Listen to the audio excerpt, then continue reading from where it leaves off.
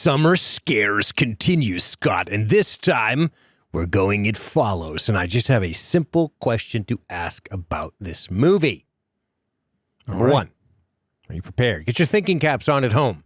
I'm going to present you with an interesting visual that's sure to get your imagination going. The question becomes, so, this seems to follow people that fuck. Yeah. I have a lot of questions about that.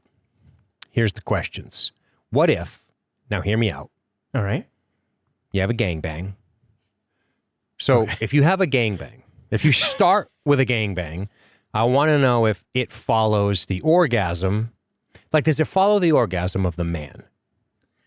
Does It follows the orgasm of the man should be the subtitle. Correct? Because there's no way these chicks are coming. Yeah, So right? it's the dude comes, and within the cum, much like Jack Crusher in Picard Season 3, a new life form emerges that follows you. So the guy has to come for it to work, right? But I ask you this question, and I know you guys don't want to get into this nitty gritty, and you're hoping for just, technical analysis of movie, and we'll get there. But you gotta ask yourself this question: what if, say, one woman's handling 2, 3, use your imagination, men at the same time, and she is the afflicted party? Does she afflict all 3 of them? Or is it just the guy who bats cleanup? Oof. Is it the last guy? Yeah, the last guy to fucking clean house. So that's the way this works, right? It starts. I One think so. person passes to the next person, and I've heard the STD, STI they call them now, whatever they call them now. They're always changing the names of shit. Sexual diseases. I'm told there's a metaphor here. I don't know about that. Maybe I don't because I don't know about you, but when you fuck somebody, if you have a sexual disease and give it to them, you still have it. It doesn't go away. Cure it for you. So I don't know how that works. I mean, have you ever had a spooky STD? No. Well, I've had a regular STD, but I've never had a spooky STD. Exactly. So you're right. So the question becomes, what the fuck? How does it work? So I have another question for you because, I'm a Star Trek fan, Scott. Okay. I do the Kirking Off podcast with Nathan and Brian. Yep. It's amazing. It's great when we record. Inside joke.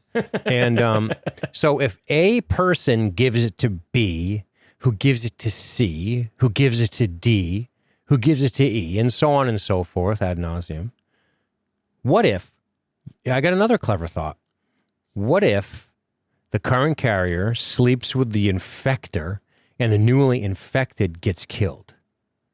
So let me spell that out for you. So what if C gives it to D and then D gives it back to C? Did anyone think about time loops? I think What if she goes and fucks Hugh again and then Hugh gets killed? Is she free or does it go right back to her? Or does it go goes down right the back to line? her. Ah, damn it. And it folds like a domino. Every other person becomes viable, right? Or is it just the last two? They That's what I don't was get thinking. into that. I know it would be cool if she was like, oh yeah, check this out. I fucked you and now you have it again. When you die, it goes to the person who gave it to you originally. But I guess that's too hopeful. Yeah, I think it's just whoever was batting up, who was cleaning up last time, who was before, And But it doesn't answer the question. If this girl, Jay, got corked out by 3 of these dudes at once, what would happen? Would they all be followed? dude, the sex demon is completely confused in which house to go to. He's looking at his paper, going, "Shit, which one? Is it 47 Main Street or 32 Main Street? What do you think, tall man? Damn it! Could be a thing. So I don't know. Go to the wrong house, son of a bitch." It's possible that that's how it works. I'm not sure, but I guess you can't close the loop. I was trying to think, what if you could do something like that? Because remember, it says each person it kills, it goes back down the line. So if C gives it to D and D gives it back to C and C dies, it goes back after D. But then what? Does it go back down to B because B didn't give it to D? Do you see what I'm saying? Yeah, that's where there's a little bit of a loophole there. I think it just keeps like whoever was the last person, and then it kills that person and goes back. So you want to keep moving it on. I'm sure that spreading it on. I'm sure the sex demon has a fucking It Follows flow chart Have you ever seen those flowcharts like if then this, like for game rules? He's got a bunch of ropes in his like headquarters of pictures tied together, trying to figure out who he has to go after. That's right. He's like, shit. He I wish I throws the didn't make the pencil. rules so complicated. He just throws his hands up. Yeah, I'm going to the bar. yeah. It's just death goes to the bar. You just, Gets a drink. uh, People I complain also- about their days. He's like, yeah, tell me about it. yeah, he's like, you wouldn't even know how my day went. I don't even know who to kill. Trying to They're figure all out which sinners kids to in kill. my book. Exactly. That's a great question, right? Because so much of horror movies, and this is something we can talk about a lot, is that you could look at Jason Voorhees as an avenging angel sex killer, Yeah. a sin punisher. He kills people typically in flagrante delicto, to use a special term, right? He hell yeah. spears, was it Kevin Bacon? I can't remember. He spears people to death. while Yeah, they're Kevin fucking. Bacon and his lady at the same time. Oh no, he spears him through the neck, I think. Yeah. Yeah, through the back of the, I don't know Yeah. how he gets under there. He's such a big hulking man. But He evidently doesn't make any noise when he moves. yeah, big giant guy sliding under the bed with a hockey mask on. Terrible visibility in that thing. So I don't know. It makes me wonder what. So there's that. I thought, so if in my previous example, if person C gives it to D and D gives it back to C, and then C dies, and then it kills D, there's no logical connection between B and D anymore. Yeah. I think that's where it would end. It would just go after the last one and leave those other ones alone. Maybe. I don't know. That'd be a cool way to free yourself. You're like, well, check this out. I'll fuck you again. Well, no, because then you're still dead in that equation. Yeah, you still got to go. You still got Only B no would gives be you back safe. these and Yeah, run away. you're still fucking dead in that equation. So, yeah. Damn. I'm sure it's easy to think about when you're being pursued by a naked demon. I'm sure that's really easy to come up with an Excel fucking spreadsheet. He just walks. It just walks, which is kind of cool. Yeah, It's like fantastic. it's like the Juggernaut. You know, it doesn't stop moving. It can't stop moving. Can't be Right, stopped. But here's my question. Now, I thought of a couple of ways I'd get around things. Do you know how you'd safeguard yourself? How's that? After you mean once you've already had sex? Yes, once you've already contracted the spooky STD or STI, how would you protect yourself? What would your How best would I idea protect be? myself? Yeah. Knowing that this thing's coming after me. First of all, let's talk about the properties of this monster in question. This Okay. monster, first of all, it doesn't move particularly fast. It moves Nope. quite slow. It's a But slow walker. I like the inexorable stalking of death. There's a death metaphor here, perhaps. But besides that, I think that the properties of the being are, it's physically present. It's just invisible to others in a sense, because they can throw a sheet on it. They can shoot it. They can see it. Like there's things like that. So all that Yeah. shit aside, that means it's kind of there. But we also know that it doesn't follow the rules of physics because it traverses great distances at crazy speeds.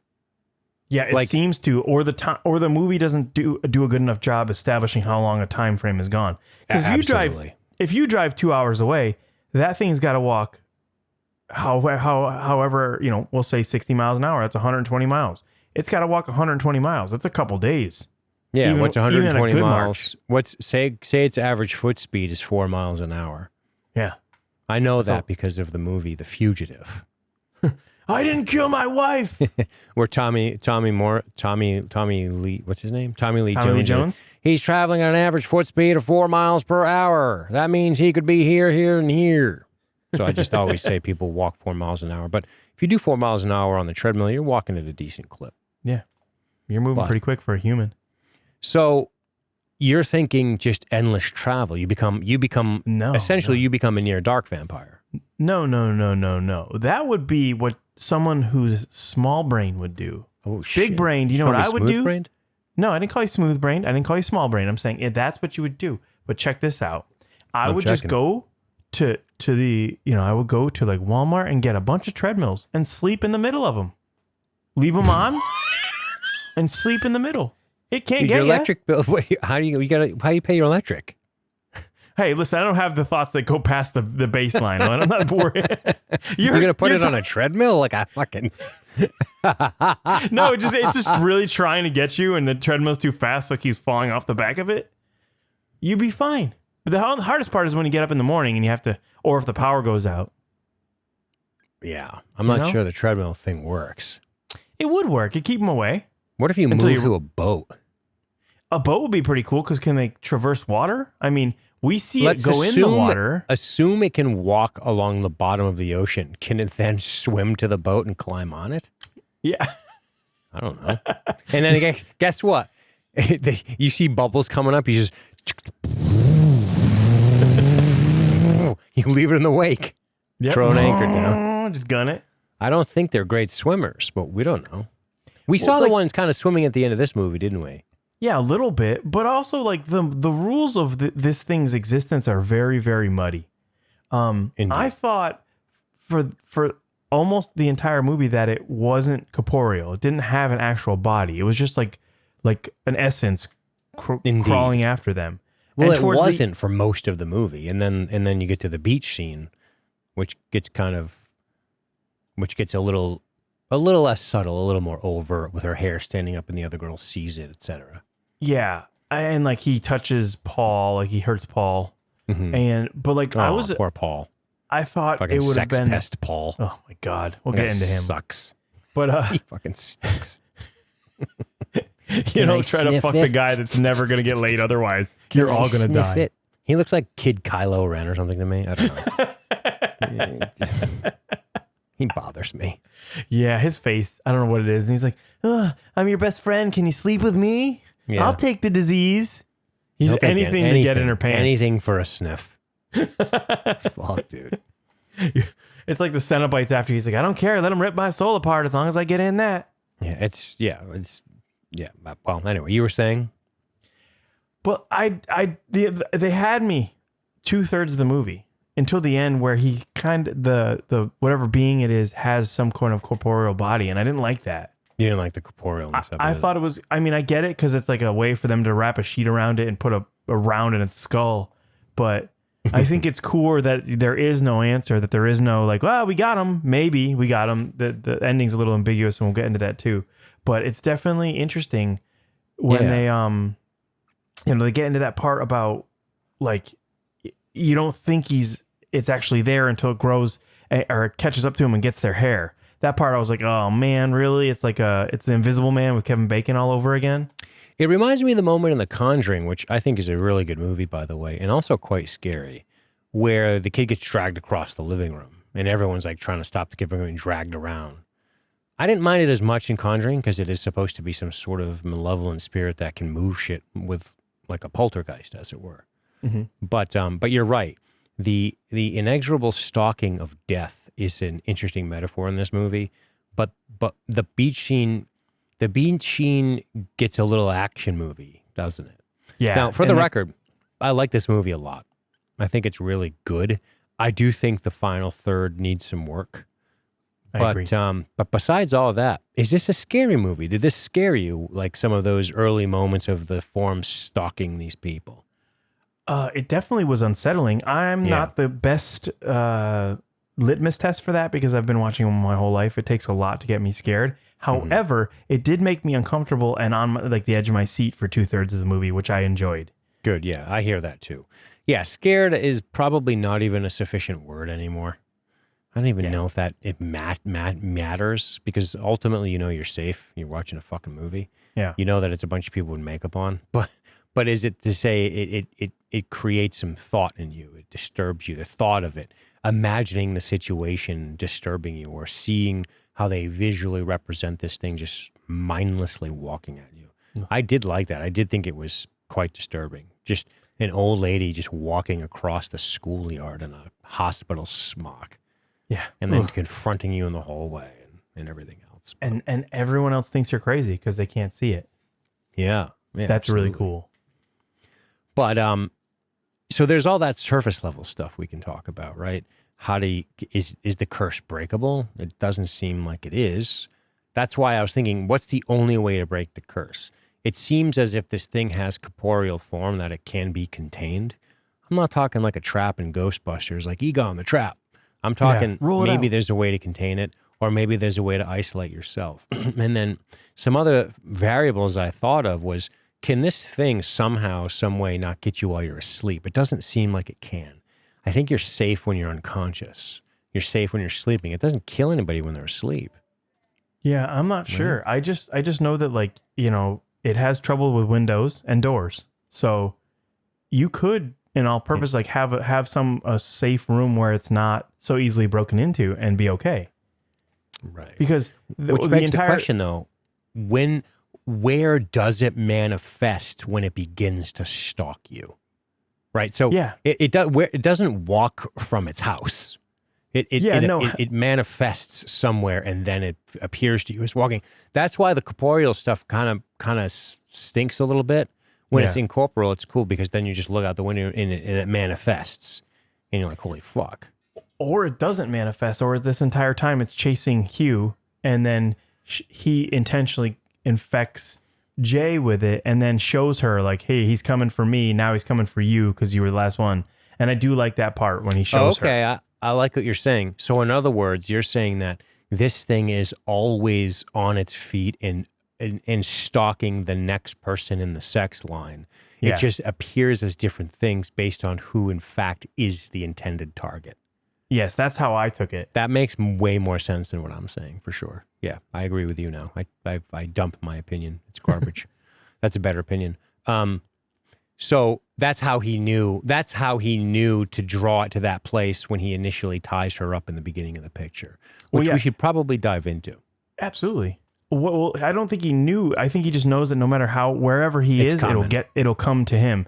And because he infected her, he knew that she wouldn't believe him until he showed her. And he was trying to give her a fair chance because his life's still on the line. Because he's such a good guy. He's such a good guy that he's only looking out for himself. He's like, hey, it's gonna come after me if it gets you. So bang someone quick. Yeah. So I got a question. All right. Now, this might mean being a psychopath, but suppose I bang somebody, and we never see this because it's primarily moving around young people. But say I slip into the burn ward at the hospital at night, and some lady's in there, looks like Freddy Krueger. She's only got 3 hours left. She's got fucking infections everywhere. And I'm like, listen, here's the deal. You want to help me out? She's like, okay, Sonny. And much like Pearl and X, she opens the barn doors, and I get in there. I squirt a little, and then she croaks before the thing can get her. Am I safe? I don't think he plays that kind of rule. You can't trick this fucker. I don't like this. Is like an annoying DM. That's just the don't. You can never outfox it. Yeah, just changing the fucking rules. Well, I'm trying here, Scott. But I like how your thought process is. You're trying to figure ways out, like to completely fuck this being out of getting you. Yeah, trying to cheat death. I'm trying to do the Kobayashi Maru. There are no losable situations. Yeah. I cheated. Kirk just says I fucking cheated. Well, can't cheat this guy apparently. So if the curse never ends, then I guess ultimately we know Paul's going to die at the end of the movie, which is fine with me. But he sucks. So diving into this movie, I want to talk about the opening incident. The movie that's the moment that sets this up with that real jarring scene of that woman just busted on the beach with her body just broken. And now it is brutal. What we were talking about earlier was that like we come to find out this demon is a sex demon. So it crushes your guts, and literally it must have broke this girl in half having sex with her. I don't know how it kills her. It just pummels her to death, doesn't it? Remember how Greg's mother gets him? Or the demon gets him and looks like his mother with her fucking beautiful boob hanging out. And then she got a fucking tit flop. Yeah, I was like, oh, nice. Little and then Janet Jackson it's on top. At the Super Bowl. It was a wardrobe malfunction.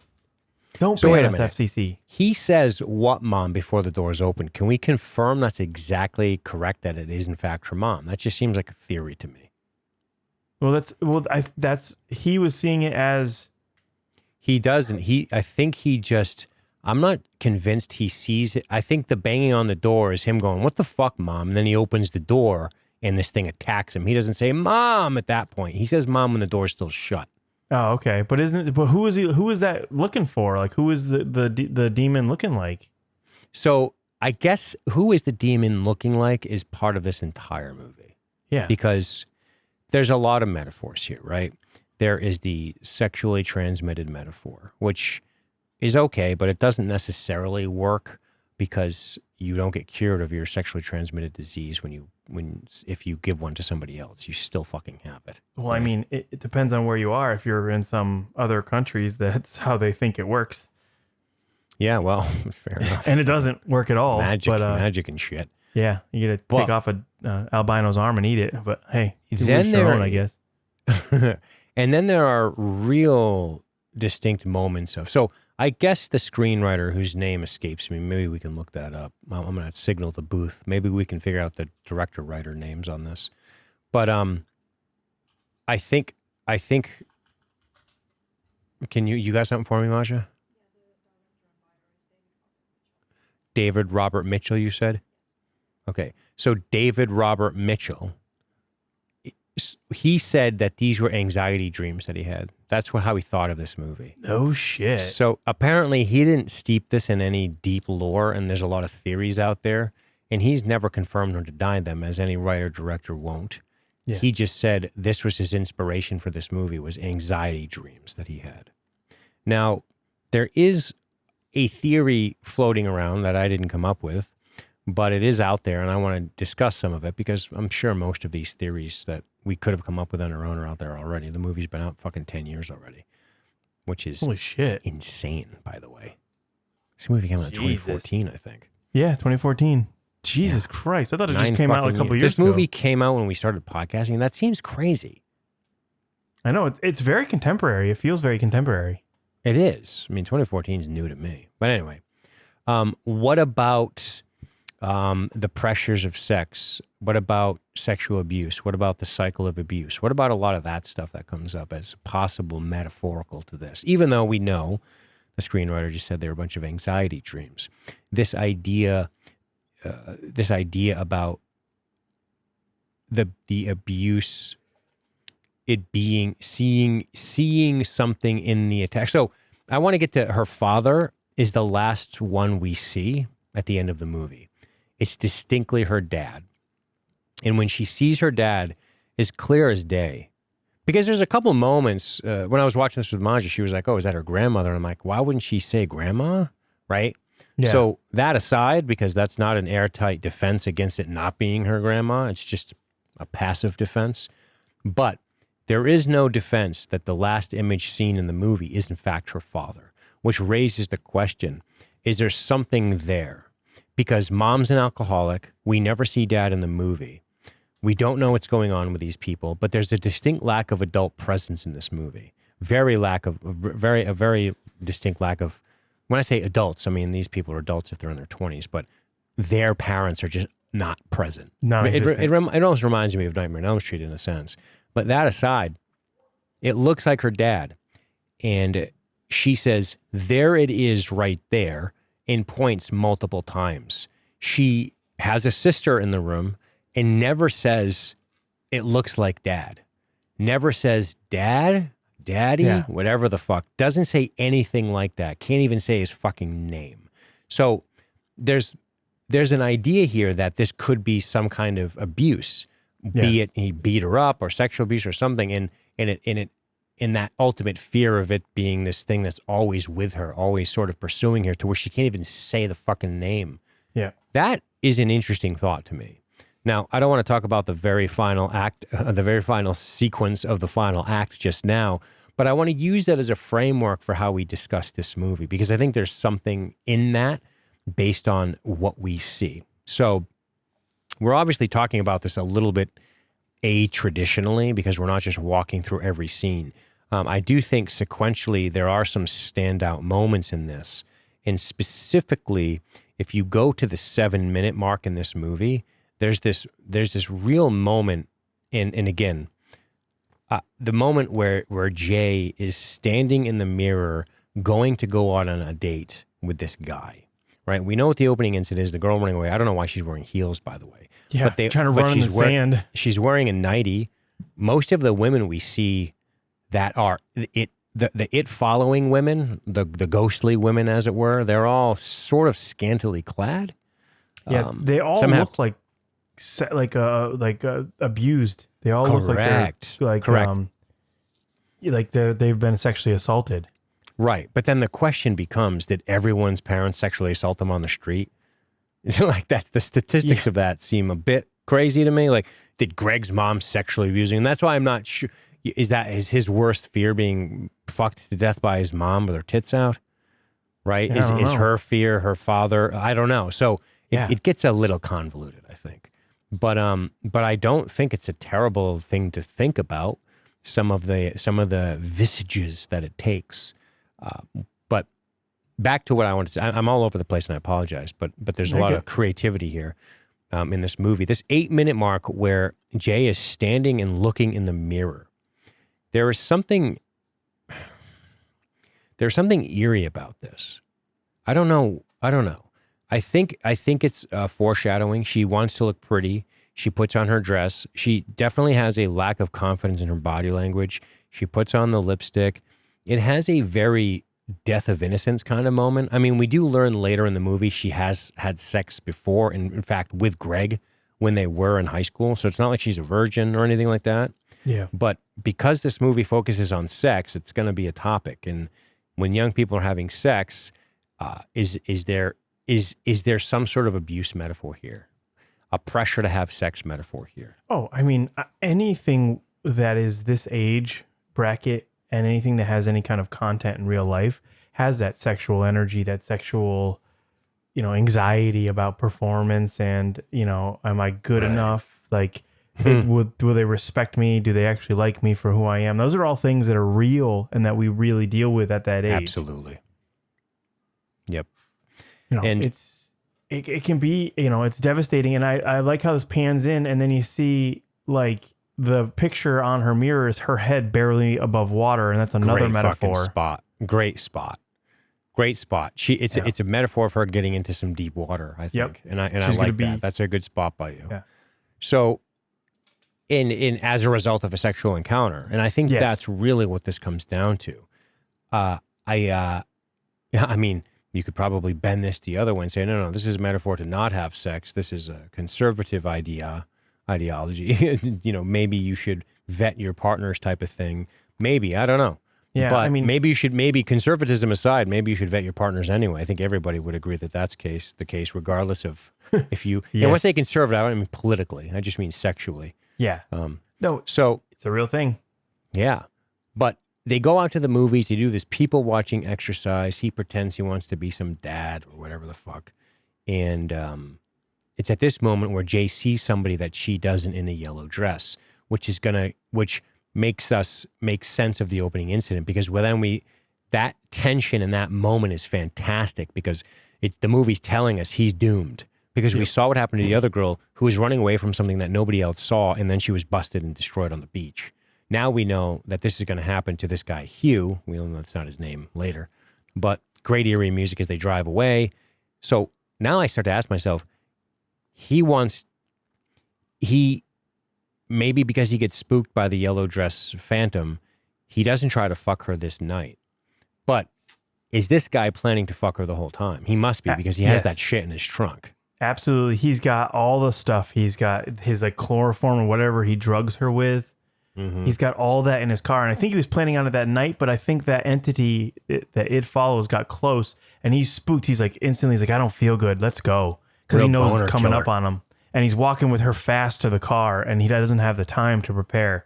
I think that's one thing. And then, the next date they have, they're very far away. They're out in the middle of nowhere in this building. And I think that's the thing is that he didn't have time to plan it, because that was right on his tail. Absolutely. Yeah. And that's sort of the next important scene is they're on the waterfront and then they end up in the car and that's that. After the car scene, the most disturbing part of this movie, I think, is this moment, this premeditated nature of what Hugh does. Yeah, she's kind of, they've made love or had sex, and she's kind of just hanging out, talking to him with the door open, and all of a sudden you hear him jostling around, and he just comes behind her, and it looks like he's gonna kiss her or be intimate with her again, and he just completely chloroforms her, gasses her out. Yeah, it's dark, man. Yeah. So, and this is real quick. These shots are beautiful. Yeah, it looks fantastic. This is the movie cover for a reason, right? Yeah. I'm thinking maybe this would be a good. I want to hear some of her dialogue here. Yeah, absolutely. Let's fire that up.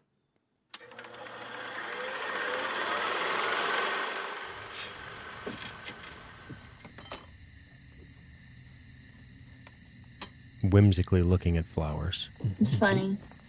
We used to daydream about being old enough to go on dates, drive around with friends in their cars.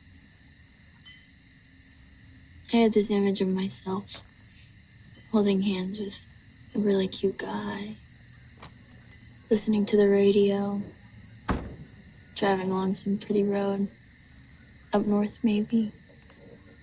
And the trees started to change colors.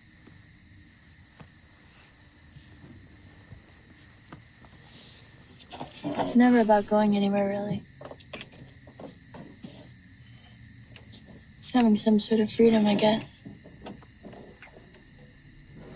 Now that we're old enough, where the hell do we go? Great. That moment, man. Ooh.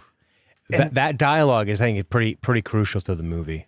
She's being vulnerable. She's like, this is what, like, I've waited for this. I've wanted to do this forever. I'm really happy. I want to, want to go on dates and everything. And then she kind of realized that it's not what it's cracked up to be, because she goes, now that we're here, where the hell do we go now? And as soon as she says that, he gasses her. He starts choking her with the rag. Yeah. It's like she's being vulnerable and innocent, and he's just like menacing her. It's kind of sad, because like now she's not only is she being infected with whatever it follows is, but now she's also, that whole trust and that whole like moment of levity that she's sharing is completely shattered. Absolutely. That's a great point, Scott, because I think this is one of the scariest parts of the movie, honest to God. Yeah. And listen, I'm sure, throw a rock in the air and you're going to hit a woman who's felt like what she's talking about. What she didn't say is, I want to be fucked uncomfortably in the back of a car.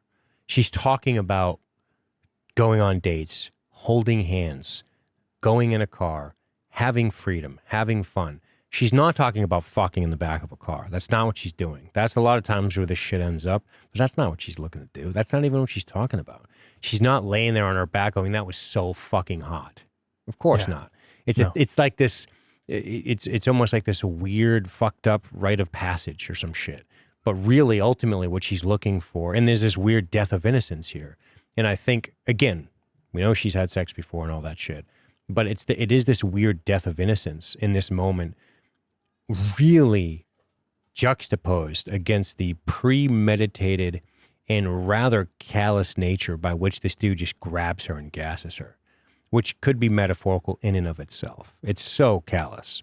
Absolutely. And it is, and again, I'm telling you, I think this scene probably hits home with a lot of women, because it's hits home with me, and I didn't experience this. Yeah, no. So, but seeing this and thinking of it and the whole movie and what it's supposed to say, she's saying we could go anywhere, but now that we're adults, where the fuck do we even go? Right? There's a lot of this metaphor of traveling, and she talks about changing seasons. And something Maja pointed out to me, and she said, I dare you to show me a season in this movie that makes sense, because every time they do establishing shots of scenery, trees on the leaves, trees off the leaves, trees on the leaves, trees off, winter coats in a pool, shorts, winter coat. It's like, what the fuck?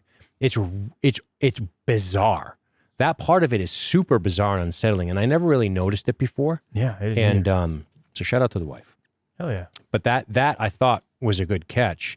It's almost irrelevant in a sense. The time is almost irrelevant, but this stuff that she's saying, daydreaming about being old enough to go on dates, right? Yeah, and that this shattered whimsical forever. feeling, this whimsical thought and feeling. Yeah. Would even without the demon or whatever's after her, would she ever be able to feel this moment again without having this creeping thought forever? Of course not. It's fucking awful. Of course not. Yeah, and even without a demon, if this guy did this to her, yeah, this is traumatic. She's now traumatized forever. And you can't be strangled from behind by somebody who's chloroforming you and then restraining you against your will and not suffer something. I mean, you might be one of the lucky ones who don't get traumatized easily, but this would traumatize just about anybody. Absolutely. Just this alone would fuck somebody up for a long time. They're going to have PTSD on some level from this, would be my guess. One thing I don't understand is she likes him. right? So if he were to take the moment and tell her, I think it would go over.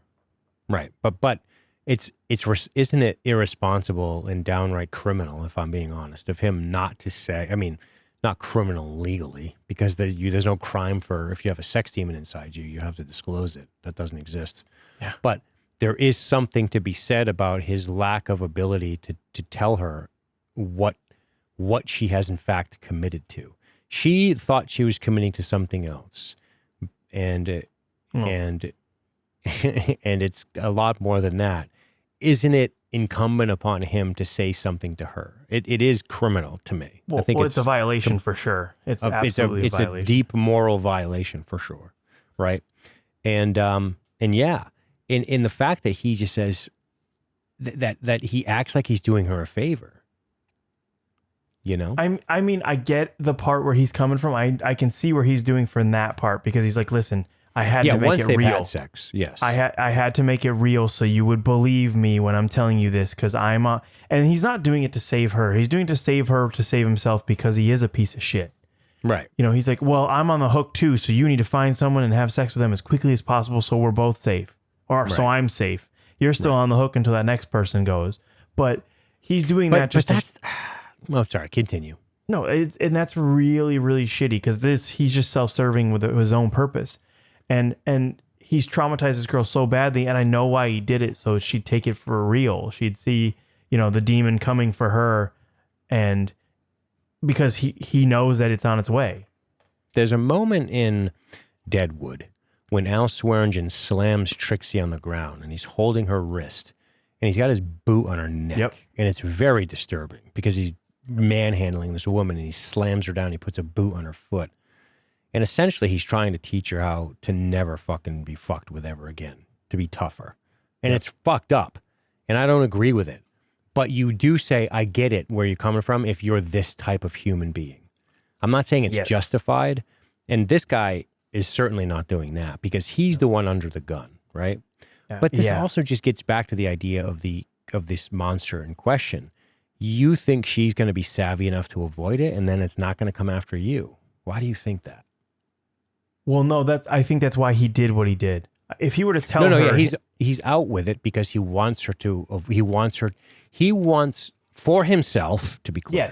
Yes, he wants her to know exactly what the fuck is going on and prove beyond any doubt that this is in fact the truth. So she will try to avoid this thing.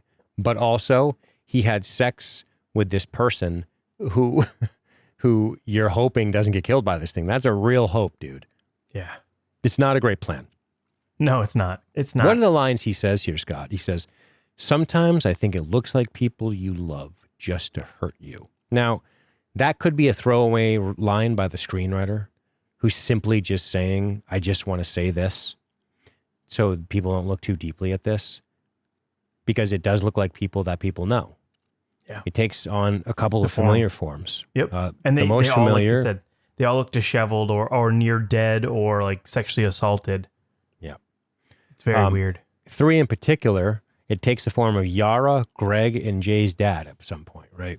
And those matter. And I don't know what any of that means, but I think it's worth thinking about. Oh yeah, we can get into it a little bit, but I wonder why it picks certain people and other people it doesn't, and then why it shows them as they are. Yeah, that's the big theory about this entire picture. So I'm going to go through who it looks like. It looks like 11 different people. Jeez. Person number 1, the naked woman we're seeing right now.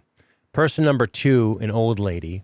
Person number 3, rug piss her tit out. Yep.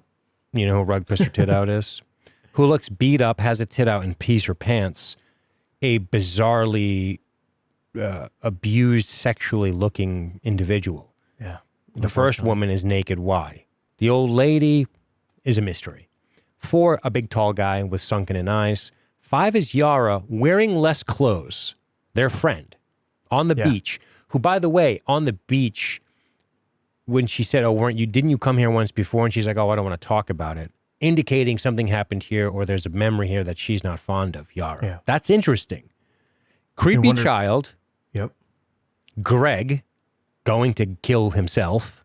Greg's mom, maybe. Maybe, possibly. Roofcock. Yeah. Rooftop cock. Okay. Rug Mr. Tit out and roofcock top.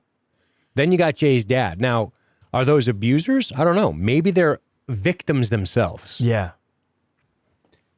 Maja has something she wants to say from the booth. So the first woman, the naked woman, where they're at it here in the beginning when Jay sees it for the first time, that's Hugh's mom.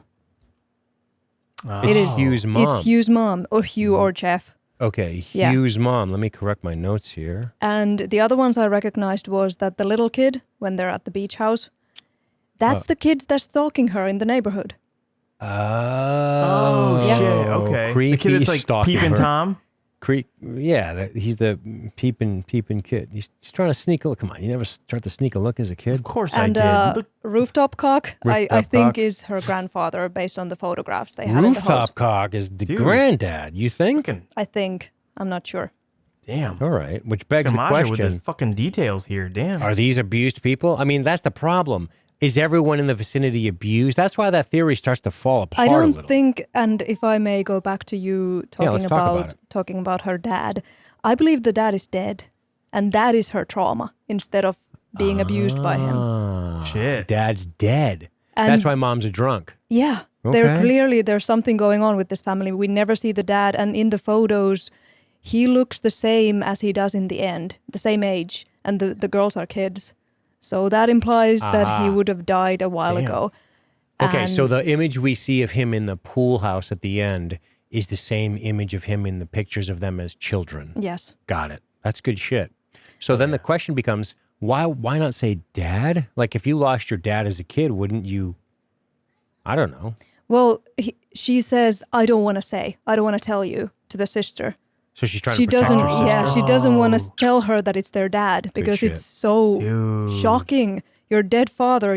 They're probably traumatized. They have this drunk mother they have to deal with. They don't talk about the dad ever, and then he appears at the end in this monster form. So obviously she's too shocked to even say it. I like it. So maybe it's some sort of metaphor for, but again, that's why I think if we go back to what the screenwriter said, he's like, it's just anxiety dreams. Stop trying to make it something it isn't. That's almost a thing, right? Because what do all these people have in common? We don't really know. Sometimes we he don't. says it. Hugh says it. Sometimes I think it looks like people you love just to hurt you. Sometimes nobody knows the tall guy. Nobody knows who he is. Nobody knows the old lady. Nobody knows the rug pisser. That's And- three people. And Nobody she- knows. There's a beach girl. Yeah. The initial beach girl. Nobody knows who that is. That's four people that we're certain we don't know. So what do the other, what's that, 7 have in common? Yeah. What do they have in common? I They're think familiar it might just be faces. any kind of trauma at all. Who knows? I don't know. Maybe it's just a scary movie of a thing that follows you. Dean, you got to hit the Batman for Maja on that because I didn't think of that at all. Absolutely. Thank you for letting me know. Also, good shit. Let's not get crazy. We're not going to just give her a full one because it's her first time over here. We got high standards, okay? Yeah, fair enough. You should keep the mic nearby, by the way, in case you need it. But no. All right. So that's good shit. Appreciate that, Masha. So getting back to sometimes I think it looks like, okay, then that begins, let me ask you this question, Smarty Pants, Masha. What do you think that this is more just a metaphor for some kind of trauma? It's possible. I mean, the final form of the monster that she's attempting to kill is the dad. Right. So facing the trauma of losing her father by killing him again, I don't know. Confronting him. Confronting death. Again, that's one of the metaphors, is this inexorable push towards death. It's always coming. It's always stalking you, right? It's this endless walking at you. It doesn't run at you. I mean, death is one of those things that can happen in a moment's notice or not for a long time. And it can come in many different ways, right? Always walking after you. It's always creeping on you. I guess at the end of the day, it is always stalking you on some level, as to use age as a metaphor, but they're kids. Is there something to be said about these people having to deal with death on some level? I don't know. But the sex stuff can't be overstated. No, it's a big part of this. It's a big part of this whole movie. It's a sex demon, for God's sake. And it's, it's, I wonder what starts. It's like reasoning to go after people who have consummated, have gotten together. Yeah, indeed. Yep, absolutely. So it is, I think that's why I think the scene with Hugh and her is even more interesting than that, because of how she feels there. That'd be something I'm curious to know your perspective of. What we were saying about her. I don't know if you have any insight there. On the on just like that sort of whimsical wanting to be old enough to date type of thing, that whole idea, and then it's sort of being shattered. Like I think Scott used the word shattered. It's a good word to describe it. Yeah, I don't know if there's anything deeper to it. It was just a genuine moment of her reflecting of like, oh, I had all these dreams when I was younger, and this is what it actually is. Right. And everyone's been through that, like the great expectations of something. Like when you start dating, it's gonna be this and this thing, and you paint it up in your head, and then she's just like kind of, it's sucks. not. Yeah. Yeah. She's like I said, Absolutely. She's not laying there being like that was amazing. She's laying there thinking of more innocent context. Right. After getting fucked in the back of a car. Right. So it's not like laments a little bit about how like what it was isn't exactly what she thought it would be. Yeah. Lament with me, brother. Yeah. We're no longer virgins. So, yeah, I mean, that's, it doesn't have to be deeper than that, I guess is the point. Yeah. But that's essentially the setup of Act 1. But there's this great moment where she is, I mean, it's a terrible moment. Also, there's a lot of Dostoevsky and T.S. Eliot and shit in here. The Yara's reading it from that weird out of time fucking seashell device. Yeah, what is that? Was that a birth control with like a fucking... I thought it was a birth control or a compact with like an iPhone screen in it or something. I've never seen anything like that. I mean, there's not a cell phone in the movie, so we don't really know. Again, another strange detail of this movie. There's no cell phones. The quote is, I think that if one is faced with inevitable destruction, I'm paraphrasing here, one must feel a great longing to sit down, close one's eyes, and wait, come what may. Dostoevsky, regarding death, I think.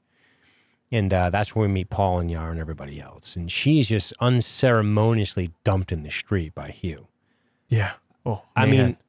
I mean, I can't help but think of the metaphor of it's not what I thought it was going to be, taken to the nth degree, because he doesn't even bother to give her clothes back or even put clothes on her. She's in her goddamn underwear. He dumps her on the fucking street. And then the police come. She says her sex was consensual. Obviously, that's the first thing they're going to go to. And it's got real regret assault vibes in it, doesn't it? Yeah, it's very, it made me unsettled.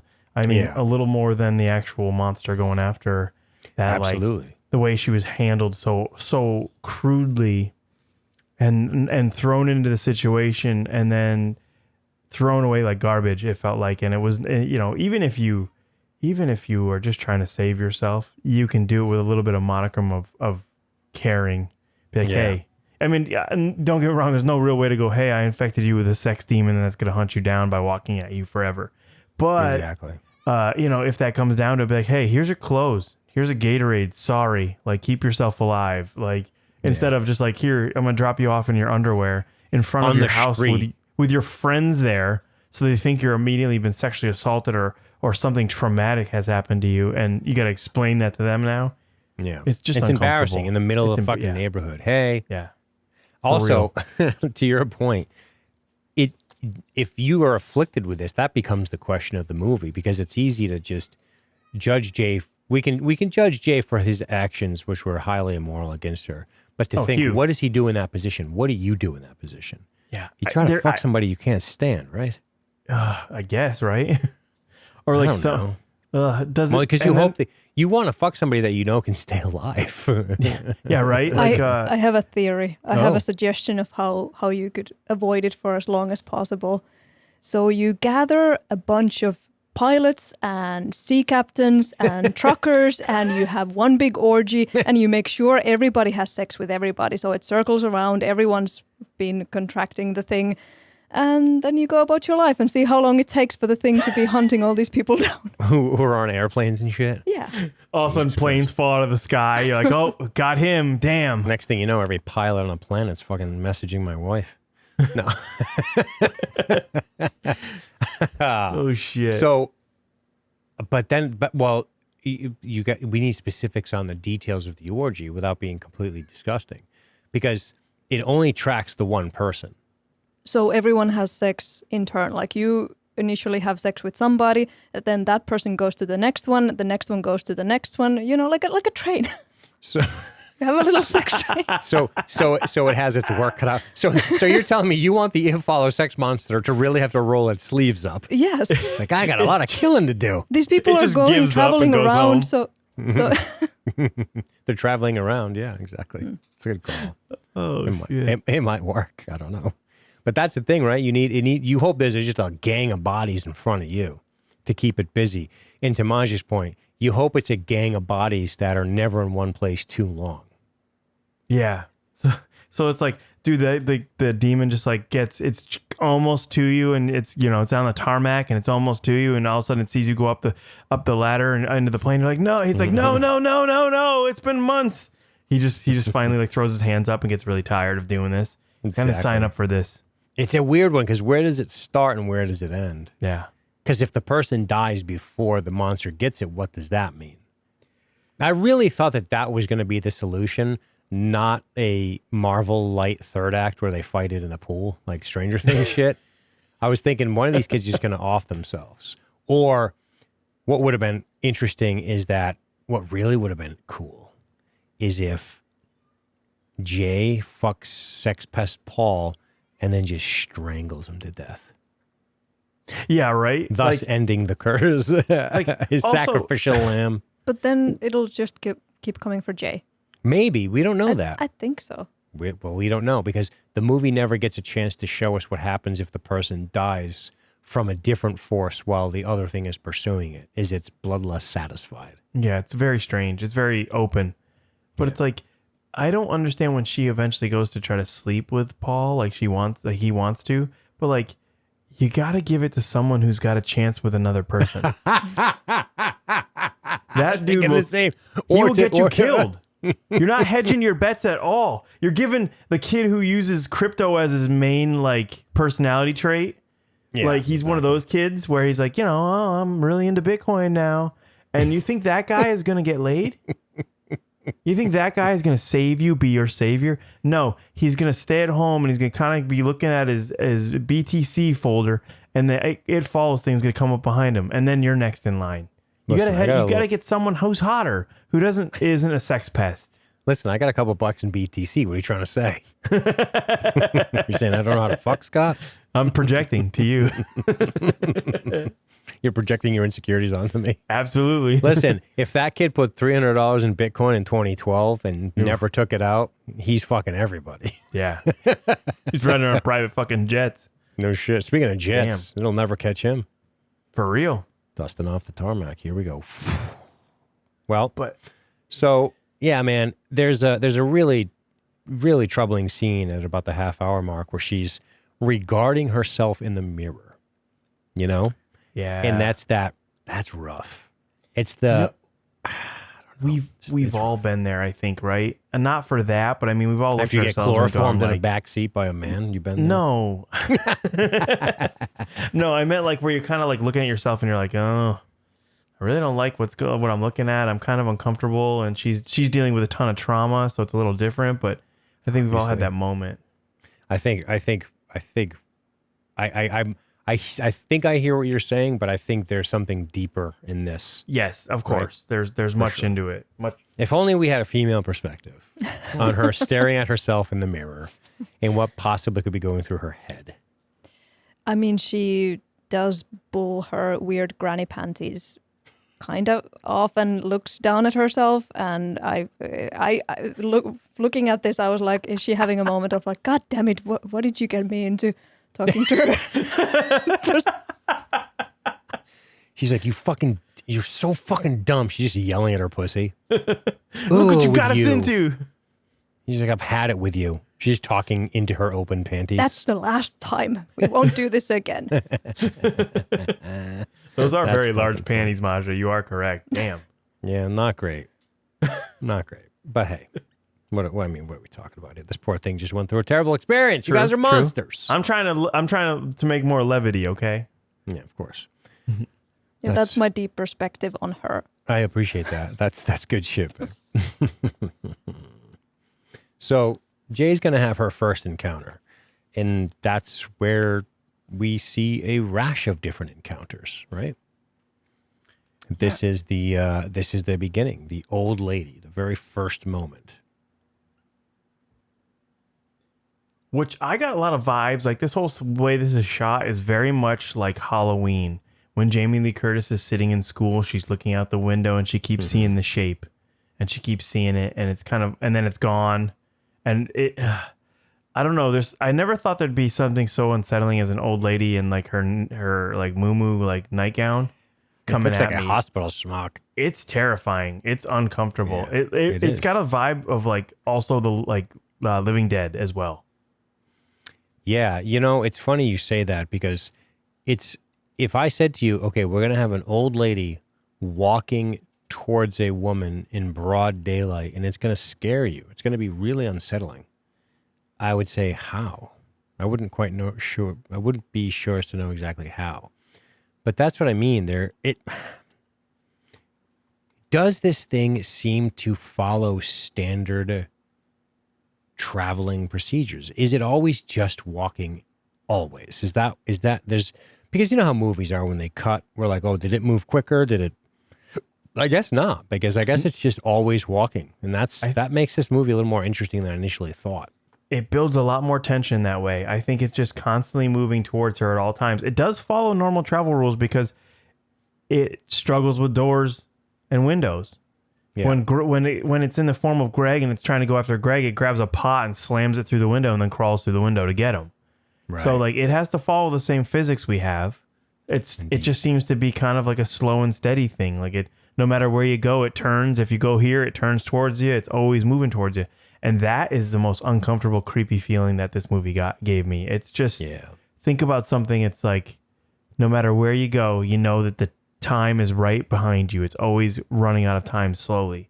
And I mean, yes, it's death. But to see it personified as a person coming towards you is a whole nother level.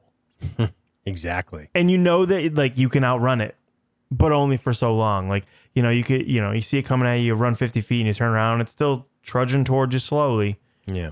But I think that's more terrifying than something that could catch up to you very quickly. If you want to practice this exercise in reality, I urge you to do the following experiment if you want to go into an existential tailspin. Take a yardstick and take the 0 part of the yardstick as 0 years old and the end is, say, 80 if you're lucky. And then each year, just slide that thing closer to the 80 mark. And then there's your visual representation. All things being equal. I mean, cancer could wipe you out. Anything could wipe you out. A fucking cement truck. They might go, up, that lump's no good. Right? Could be something terrible like that. But you do something like that. I remember somebody saying, oh, put 80 big marbles in a glass vase and take one out every year. I'm like, no. Why would you? I don't want to see that. There's no guarantee there, but that's what I mean. If you want to do that, you start going, where am I on the yardstick? I'm about to fall off the end. Yeah, I'm halfway through it. If I'm lucky, if I get the 80 years. Yeah, exactly. Shit, I don't want that. No way. You might clutch your shoulder when you're 52, and that's a wrap. Yeah, might be done. You never know. Next thing you know, they're putting microphones on the fucking Craigslist. Yeah, right. All the things that I've amassed in my entire life that mean something just get thrown into a tag sale. They're going through your shit. How many fucking dolls does this kid have? How many fucking masks and special effects makeup sets does he have? Fucking Houdini over here. Jesus Christ, this guy's got a fucking Crusader tunic. He's got a fucking how many? I feel bad for my family when I die. That's all. That's the most horrible thing to think of. I'm leaving all this stuff and like they go through my stuff and they're like they know you but they don't know the inner you. Exactly. They're like, oh, does anybody? No, no one does. Not really. But like they go in your room and they find your gimp mask and your whips and your chains and have you. And then they like thought you were a good boy. And then at the end, their last like thought of you before they close the casket and put you in the ground is like, I didn't know he was such a fucking weirdo in the sex room. You know, While they're "Damn." kneeling down next to the coffin that's hopefully closed. Yeah. Like, They just did are you like- know that he had a whole lot of Shibari magazines? He knows how to tie women up for fun. They look over at each other and like, how many actual combos of vibrators, dildos, and butt plugs does one need? Did the Tupperware bin have to be that big? And how many oils could one possibly use? How many vats of coconut oil do you need? It's crazy. It's all the coconuts. Oh Jesus Christ. man, dude, it's like think of that. That's just like the worst thing about death. Like Yeah, you're exactly. done, The but like the embarrassment shit, of that. yeah, like the shit you leave behind, and like they're gonna go through your phone if you don't have it Yes. locked, and they're gonna see all the weird kinky shit you're into, or like the things you're looking up, or the things They're you've gonna go done They'll go in into your your life. registry of your PC registry because you can't get rid of websites unless you wipe out the registry. Yep. If you need to know how to And do that, they probably get Google to search it. see all your stuff and find out how much of a weirdo you really are. Yeah. Or just some shit you wrote when you were pissed off. Yep. Like, oh no. He's got a manifesto, you know. I was just having a bad day. Yeah. So Paul is it's funny. I want to talk about, eventually this comes down to her telling her friend, her sister, and her friend Paul goes to see him, and this leads to them going back to the house. Yara, Paul, Kelly, Jay, they all hang out together that night. The night presses on. They're emotionally in bed asleep, and then Jay wakes up. Paul's watching an old-timey movie. And Paul, and they start chit-chatting, and I don't know, man. Does he give you the creeps a little bit? Definitely. I know you've had to deal with this shit, Masha. I mean, I know you have. I'm your best friend, but can you fuck me now? Like, there's a distinct shot of her feet, and that's what he's looking at. But I mean, she is sitting with panties on, with her fucking knees up in front of him. I mean, throw something on. Do him a favor. Put on a blanket or something. But Jesus Christ. But He's like, a little farther, a little farther. and he does that so strange thing where he brings up the porno mags they found as kids. But it's almost like he's trying to put the idea of, he's trying to use what the word meme actually meant. He's trying to put this meme in her head of sex by bringing up the porno mags, because now he's on a couch with her and she's got nothing on from the waist down. I mean, she's probably wearing granny panties, as Maja pointed out. But yeah, what do you think about this scene, Maja? Oh God. Well, Oh God, she says.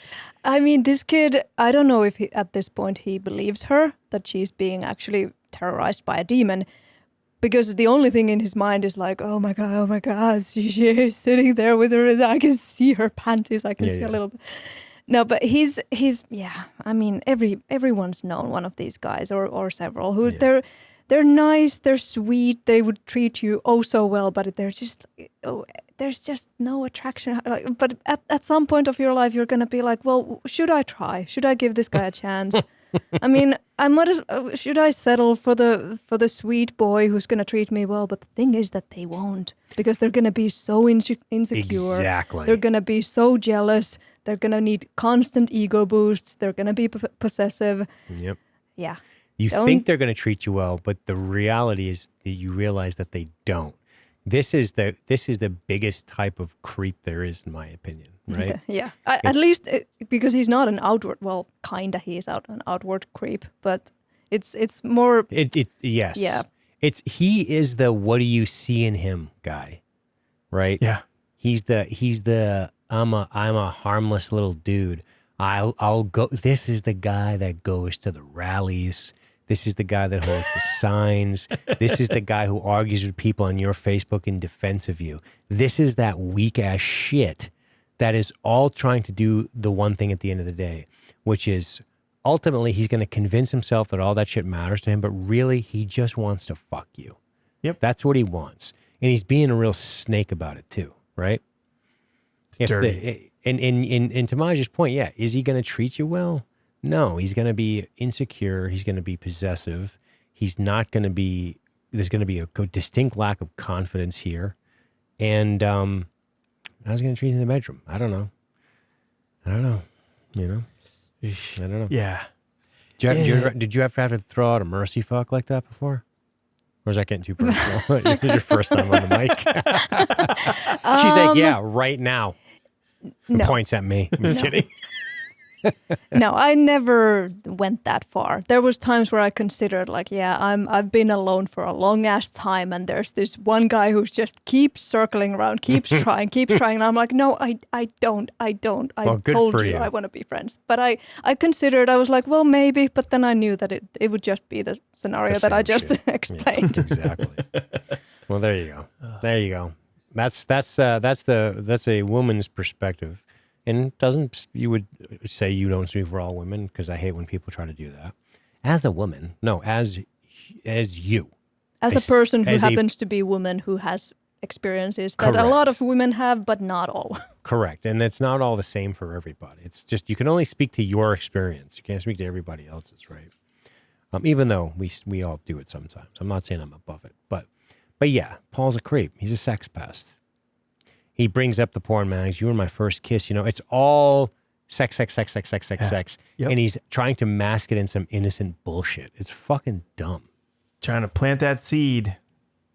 It'd be more honest if he was just like, you look really sexy. Yeah. If he said something as creepy as that, it would just be at least honest. Like the sister calls it out. That scene where she's like, because before he stays over and then he does, but the sister is like, oh, you're gonna catch Paul humping your leg. It's really funny. That's great. She sees right through. I really like the sister, Kelly. Yeah. Well, so that's when we get Jay has her second encounter, and this time it's with Rug Piss Her Tit Out. Actually, her third encounter. If you include Hugh's shared encounter. Yeah, that's true. This one was very unsettling. Absolutely. What's going on here? She turns the corner there, and it's just like, I don't know. I can't understand how she's like moving a little jauntily, and she looks disheveled. Yep. Do you have it? Can you like zoom over to it? Oh yeah. I'll put it on over here for you. Yeah, she's jaunted and disheveled, and she's pissing herself. She's like I showed on YouTube because her tits are out. Yeah, she's got one sock off, like it, and it's a tube sock. Yeah. Again, this has it's creepy, and her face is a mess. Like her teeth look fucked up. Her eyes like are beat fucked up. Is that what it is? Her teeth are banged out. Yeah. Yeah, it's unfortunate. And I thought it was someone she knew, but it's not. We don't know, because she never calls anyone by name. She never says she sees them as anything other than what we see. And is she bound? Say it again. Is she bound? It looks like the way she's walking is like her arms are bound together. I think one of her hands are behind her back. They both look like they're both behind. You would argue this is some kind of victim that she's it seems like it. I mean, one sock almost off. Feels like it could be how she feels on the inside after her experience. It wasn't sexual assault. She was in on it. She was physically assaulted after sex. Yeah. But it ties in together with the sex because it obviously it was right after that. It was just part of the experience. So then this manifestation of this woman who has been clearly horribly assaulted could be how she's feeling on the inside. I dig it. That's a possibility. Hell yeah. It's funny. I mean, that's why the movie's almost random with the manifestations of the follower, is because on one moment it's just, the next moment she certainly doesn't feel like a super tall guy who has to duck under doorways, right? So it's tough to say. Yeah, I think they were just trying to try different views to see what it would hit everyone, like the uncomfortableness of everyone, like you, me, everyone watching, some sort of like demon. Yeah. Do you know what I'm saying? Like that you're hitting all the demographics, like a tall, creepy man, the little kid crawling through the door. That's a great point. Yeah. The tall, creepy guy's fucking horrifying. Yeah. Meanwhile, Greg's getting plastered with some other lady he's trying to plow. I guess Greg gets around. Well, he's been kind of like making comments about his neighbors the entire time. Like they're kind of crazy. Yeah. And then all of a sudden Jay comes out and is literally riding on a bicycle, running for her life, or riding for her bike. Riding for her life. Ugh. She ends up at the that's where Greg gets involved in this movie, because after the playground they end up in, after they end up at the playground, they end up in Greg's car going to the outskirts of Detroit just to get them some distance between them and to get away from this place for her sake. And these are good friends because they have no idea. She's saying she's seeing things. You know how many friends of yours would go, dude, you're crazy. What are you talking about? Yeah.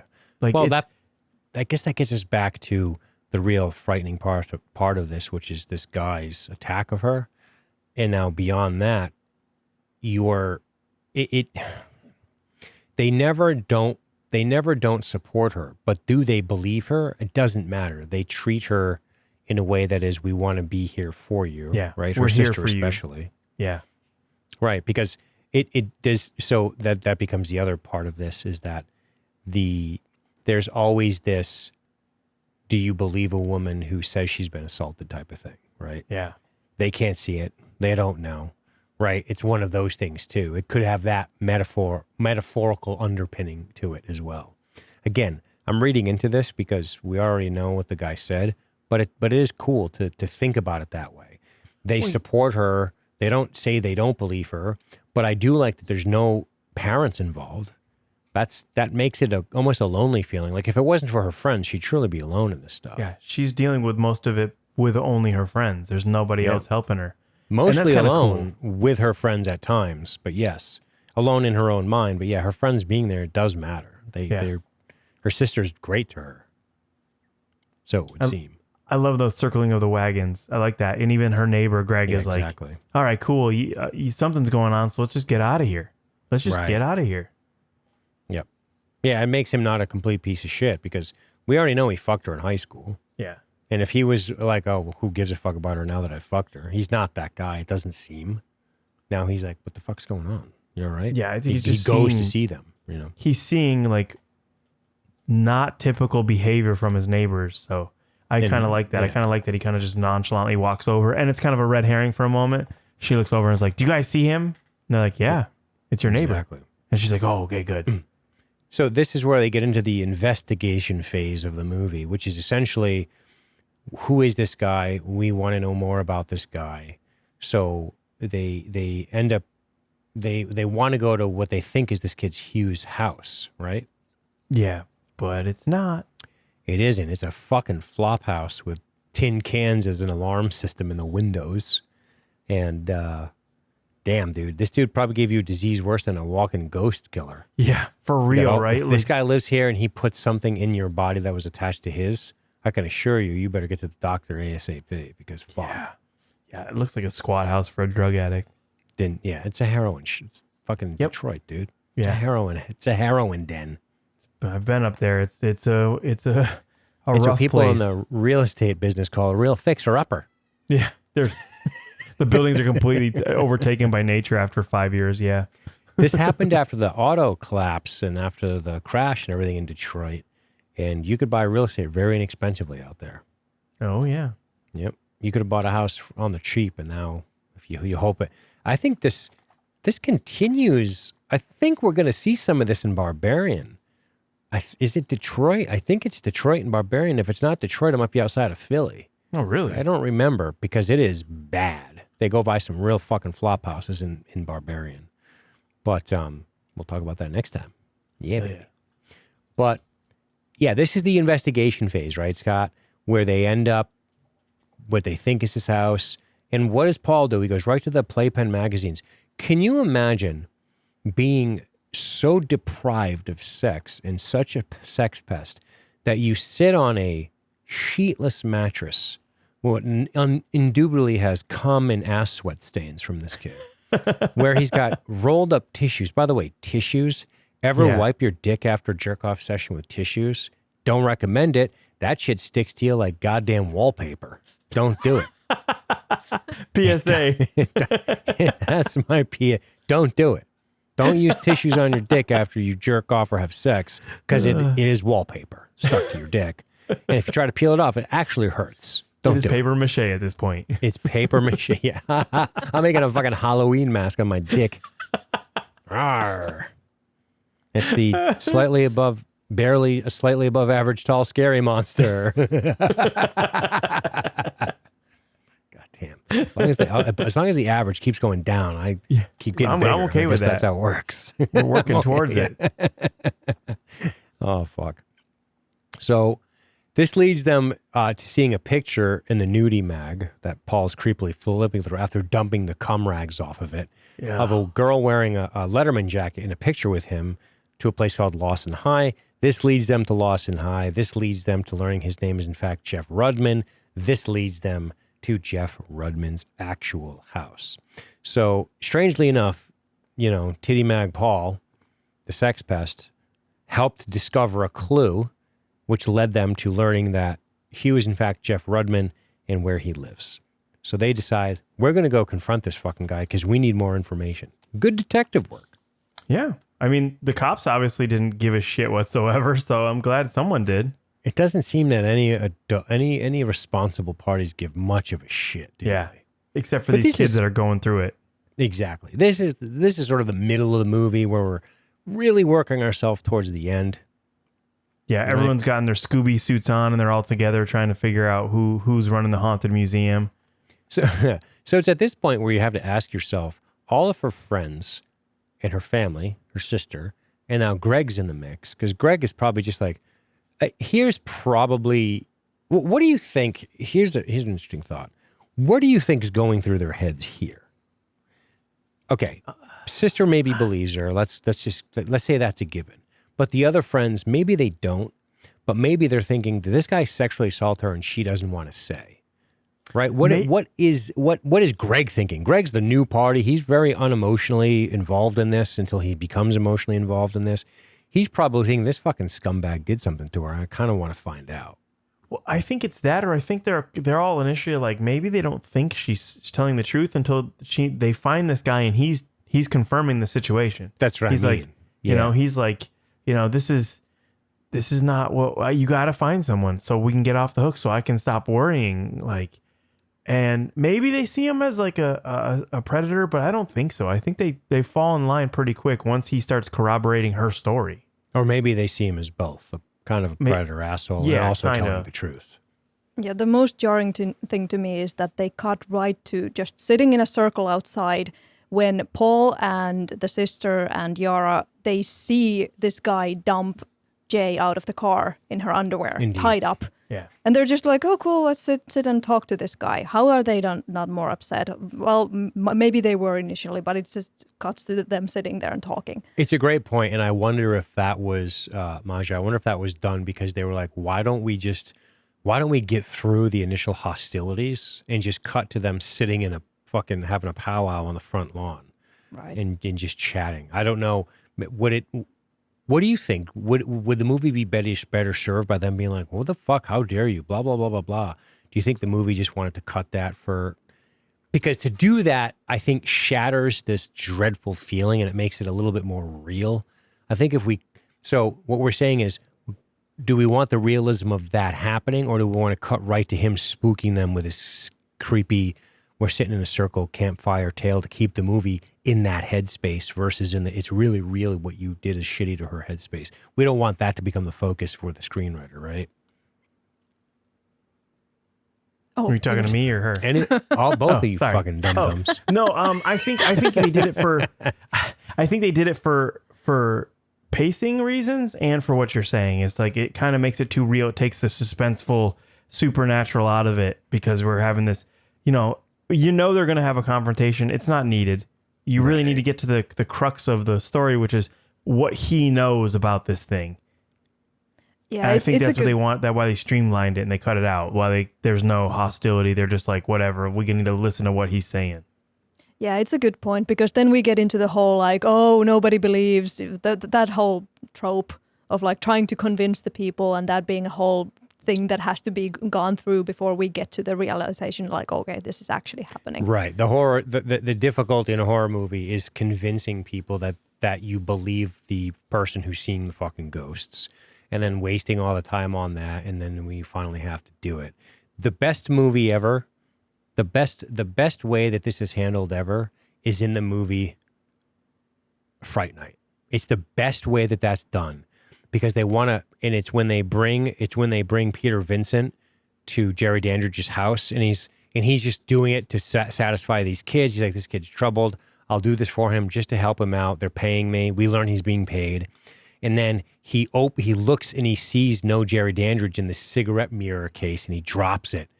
And he suddenly believes him. He's like, let's get the fuck out of here. That is because that is a trope that is heavy in a lot of these movies, right, Maja? But I like how they handle it in a movie like Fright Night. In a movie like this, where you're trying to maintain this suspense of whatever, because part of the idea of Fright Night is they don't believe Charlie. That's the point. The point is Jerry's taunting him and they don't believe him. So you don't want to blow past that, because that's a plot point. In this, outside of a metaphor of people don't believe this terrible thing that happened to me, which is a tragedy in society, beyond that, I think you guys are right on the money. We don't want to sit through the convincing stage of this fucking part of the screenplay. Let's just get on with it. It's a tight narrative. Yes. It's moves, and I like that. And that's another thing. Do you want to belabor this with talking? We got to get to the next pursuit. This fucking thing takes 11 forms. We need it. If there's too much time between pursuits, we start to lose that sense of constant attack, constant urgency, coming after you. the urgency. Exactly. That's the word I'm groping for Christ's sakes. So yeah, I think you guys are right on the money with that. But yeah, this leads them to going to this piece of property that Greg's family owns, and there's a scene where they're learning how to shoot a pistol on a beach, and they're shooting at targets with no backstop, no burn behind them, just shooting at targets and missing and killing some kid who's trying to water ski. Right. You don't see the kid who's building a sandcastle just past this bend in the fucking trees who dies because your dumbass is shooting pistol rounds with no backstop behind the fucking targets.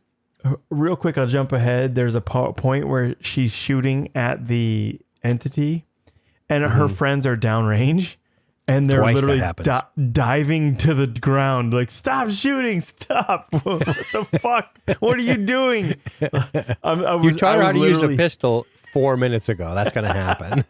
I was like actually yelling. I'm like, oh my God, what are you doing? Like, you don't have to worry about your friends dying. You're going to kill them for this thing. Yeah. There's a shot in this movie where Greg's taking a piss, right? And I'll show it for the YouTube people. And if you look, look at the bend. There's other shit. There's another property. You're just shooting guns that direction, man. There's this family that was grilling. They're now dead on the ground over there behind that canoe. Fuck. Yeah, that's not what you do. No. You do that in the 70s when there's like not another person for 8 miles, right? Yeah. But even back then, people knew enough to put a burn back down. Yeah, you put something to catch the bullet. Yeah. I was like, wait a minute, what are we doing here? But they're trying to take action. They're trying to do something. And I'll tell you, one of the difficulties you have with pursuit movies is with a pursuit movie, you need the main character to not fall into just passive reacting to being chased all the time. You need your character to stay active. You need your character to stay with some agency. And it seems like, I'm not going to say that Jay lacks agency. I think she has decent agency, especially when she decides to fuck the people she does to pass this thing on. But a lot of times it's her just reading, reacting, and running. And some would argue, well, Dean, the point of a pursuit movie is for the person to run away. Correct. But there is that moment that has to come, and I guess you could argue it does, where you say, okay, now we're gonna fucking make a stand here, and that's what the pool scene, I guess, works as. So yeah, that all tracks to me. Yeah. But I mean, the problem I have with this part of the movie, real quick, is that the passage of time is ambiguous. I don't know if it's like one day or is it multiple days, but how does this thing catch up that quickly? Right. Which gets me back to a couple things. how long can all these people just go missing? Meaning just take off and no one's looking for them. They don't have to go back to work. There's a part of me that likes that decision in the screenplay to not cloud this movie with the realism of accountability from a job or a parent. I think it keeps you in a headspace that you need to be in to maintain this sense of fright throughout the entire movie. And that really works for me. It might not be the most realistic thing in the world, but I like the decision from a screenplay to keep it tight. Because if you want to blow this movie up and make it go from an hour and 40 to an hour and 52, you could explain a bunch of this shit. I just don't think you need to do that. I think keeping it this way works. I mean, it could make sense depending on... It seems that the parents are completely unengaged in their kids' lives. Mm-hmm. Greg even says, like, oh, she won't even notice about her mom and them going to this beach house. Right. So it's not completely impossible to think that the parents simply don't care. Like, yeah, they're like over 18, so they come and go and do whatever. They're in their 20s. I mean, they're college age. I think Jay's 19. Okay, Jay's a little bit younger. Yeah. Yeah, you're probably right. And then to give it that almost out of time feeling, that 70s feel, that's the way it was. Yeah, it does feel that way. Yeah. It does feel like at that age or a little younger, actually, it was the same feeling of like you just come and go, several days pass. Mm-hmm. You're not really being held accountable. Right. Especially at summer. Yeah, for sure. Yeah. Well, let's talk about this. The things really escalate and they get really cuckoo and crazy on the lake and during the lake scene, the beach lake scene. But when the hair gets pulled up. But before the hair stuff, I think we have something we got to talk about real quick. All right. I think it's time for us to talk about membership. This podcast is brought to you by the following. You. Do you know how a lot of podcasts do that? They say this podcast is brought to you by ZipRecruiter. It's brought to you by whatever the fuck. We don't do that.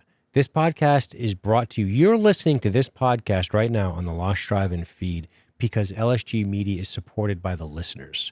This podcast is brought to you by the listener. I think NPR says that shit. And that's the truth. It really does rely on direct hand-to-mouth feeding from members who decide to support this show. And in supporting this show, this isn't just one of those, you support it and we thank you and it's wonderful and blah, blah, blah. We have 3 tiers, Acolyte for $5 a month, Emissary for $10 a month, and Imperator for $20 a month. You can see it on the screen. Join us. Any of those reward levels get you access to the bonus content.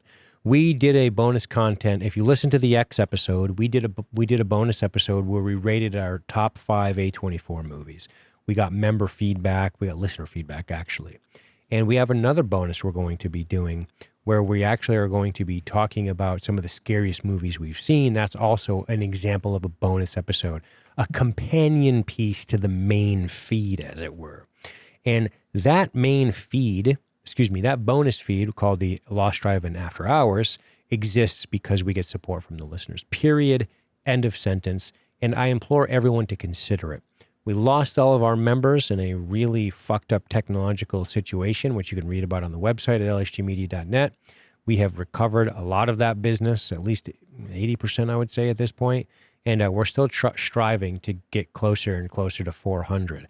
We got a lot of plans. We got a lot of things, a lot of initiatives we would like to enact, a lot more programming to bring to you. Scott and I talked about all of our crazy dreams. Should we be able to kick this thing to the next level and what we want to do? And if it all comes down to, are we getting the support that we need to do these things? Because outside of taking a few bucks and doing what I want, do you know what I did recently? I bought a bunch of shit for the show with LSG Media money that's completely generated from members.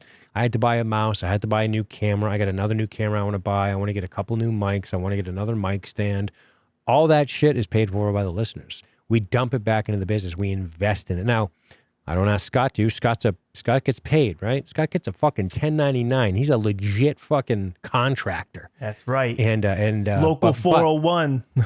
I fucking $47.50 an hour to hold a shovel all day and eat fucking donuts. We're OSHA compliant over here, even though my fucking work boots are untied a little bit. Even though my pants are falling down because I can't get them up over my gut. I wear them on my fucking shapeless ass.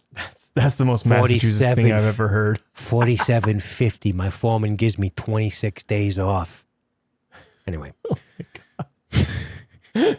I'm on light duty on account of pulling my fucking gastrocnemius.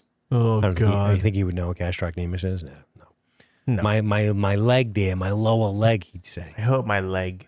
Yeah, I fell down on account of something stupid. Now I collect money. Anyway, so yeah, $5 a month is what we do. And you know, the war on lattes continues, man. Always. I'm be honest with you. Look, you're going to get a latte. This is what you're going to do. You're going to go, let me take a sip of this latte for call it $7. You buying lattes for $5, tell me where. You're a Starbucks person? That shit ain't $5. You're ready? lying. Here's your latte. Here's how it goes. I mean, I'm drinking Guinness, but for the purposes of the audio program, this is theater of the mind. Here it goes. Oh, that's a delicious latte. Oh my God, I'm pissing it out. Psst. Oh my God, I just pissed out my latte I just drank fucking 15 minutes ago, depending on how old you are. Right? I just pissed out I literally put a bunch of, I'd put a bunch of yum-yums in my mouth. I had some simple mouth pleasures. Then I pissed it out. Okay? And now that money, that $7 is gone. And what do I get for it? A little bit of energy? Come on, man. I'm offering you 550 more, maybe 570 episodes. That's a lot of content that's going to make you fucking laugh. You're going to be slapping your fucking stomach and laughing. $5 a month, baby. And if you are not light on the coin, if you're somebody who's like $5, dude, how do you make any money with $5? Maybe you should ask for more. Well, if you're that guy, go 20. I dare you. Then you get thrown into the quarterly. I fucking dare you. Then I throw you into the quarterly drawing to see if you win a movie pick. How about that? Something for your money. Something for your money, man. What are you getting for your latte? What are you getting? Diabetes. Huh? Maybe not. Fucking brain cancer. Well, I don't think the science pans out on that, Scott. But sorry, I got overzealous. But you know what? There is no denying the healing power of laughter. Okay? Look that one up. Absolutely. Science. Do it for science. Do it for your immortal soul. I don't know. Should we start peddling Jesus on here or something? Now praise him. If you don't, you are certainly doomed. Paint my we face become red. doomsdayers. The end is nigh. Yeah. Look at the writing on the wall. It says no more pissing out your lattes. Get some good audio content in your ears.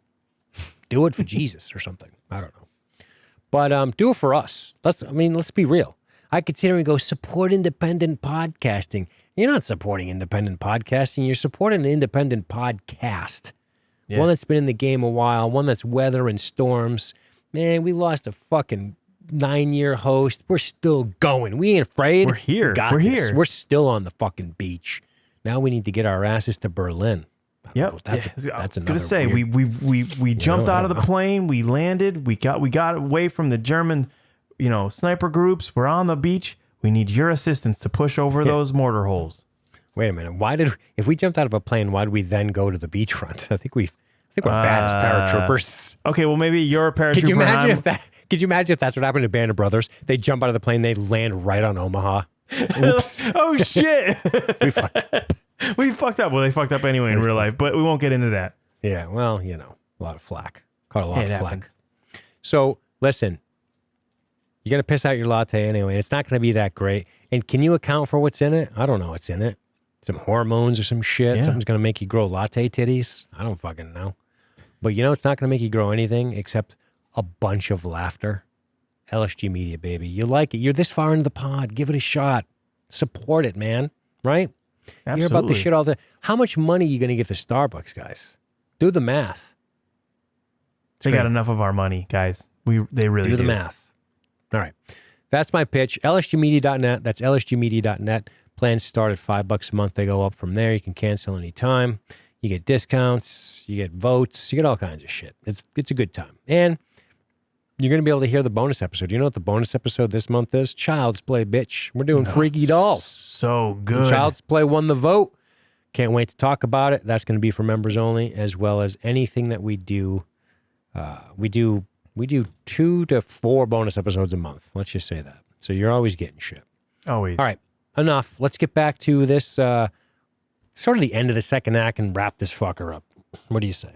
Yeah, man. So the monster's pulling her hair.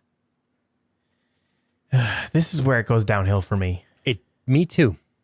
A little bit. I don't love that. Is it the same thing as because he's corporeal? Like all I thought of was like Hollow Man with Kevin Bacon. I said it earlier, but all I thought of was like spooky naked guy kind of fucking with people. I didn't want it to be so literal. I wanted it to be like when it gets its hands on you, your life ends. Right. Not like it's gonna have to be drowned in a tub or a pool or shot at or covered with a sheet like a ghost. Like I was like, This is where I lost a little bit of the steam and the motivation and the anticipation that the movie built the entire time. Kind of fizzled here a little bit for me. A little bit. When you get into a gunfight with the thing, when you start shooting at the thing, the whole movie changes a little bit for me too. But I think I see a dissenting opinion from across the table. So what do you think about that, Masha? Well, I did like this scene because the way it starts is that it's Yara who's walking from the bushes slowly towards. Right. And then we see her at the water, and it's that like this moment of like, oh no, it's behind you. Right. Like, if you're watching this the way I was watching this the first time, I was so keyed up, so freaking out. Right. And why I like this scene is that it makes it scary in daylight. It's simply that. Yeah. I completely understand the point of like, yeah, it now has a physical body. You can attack it, you can shoot it.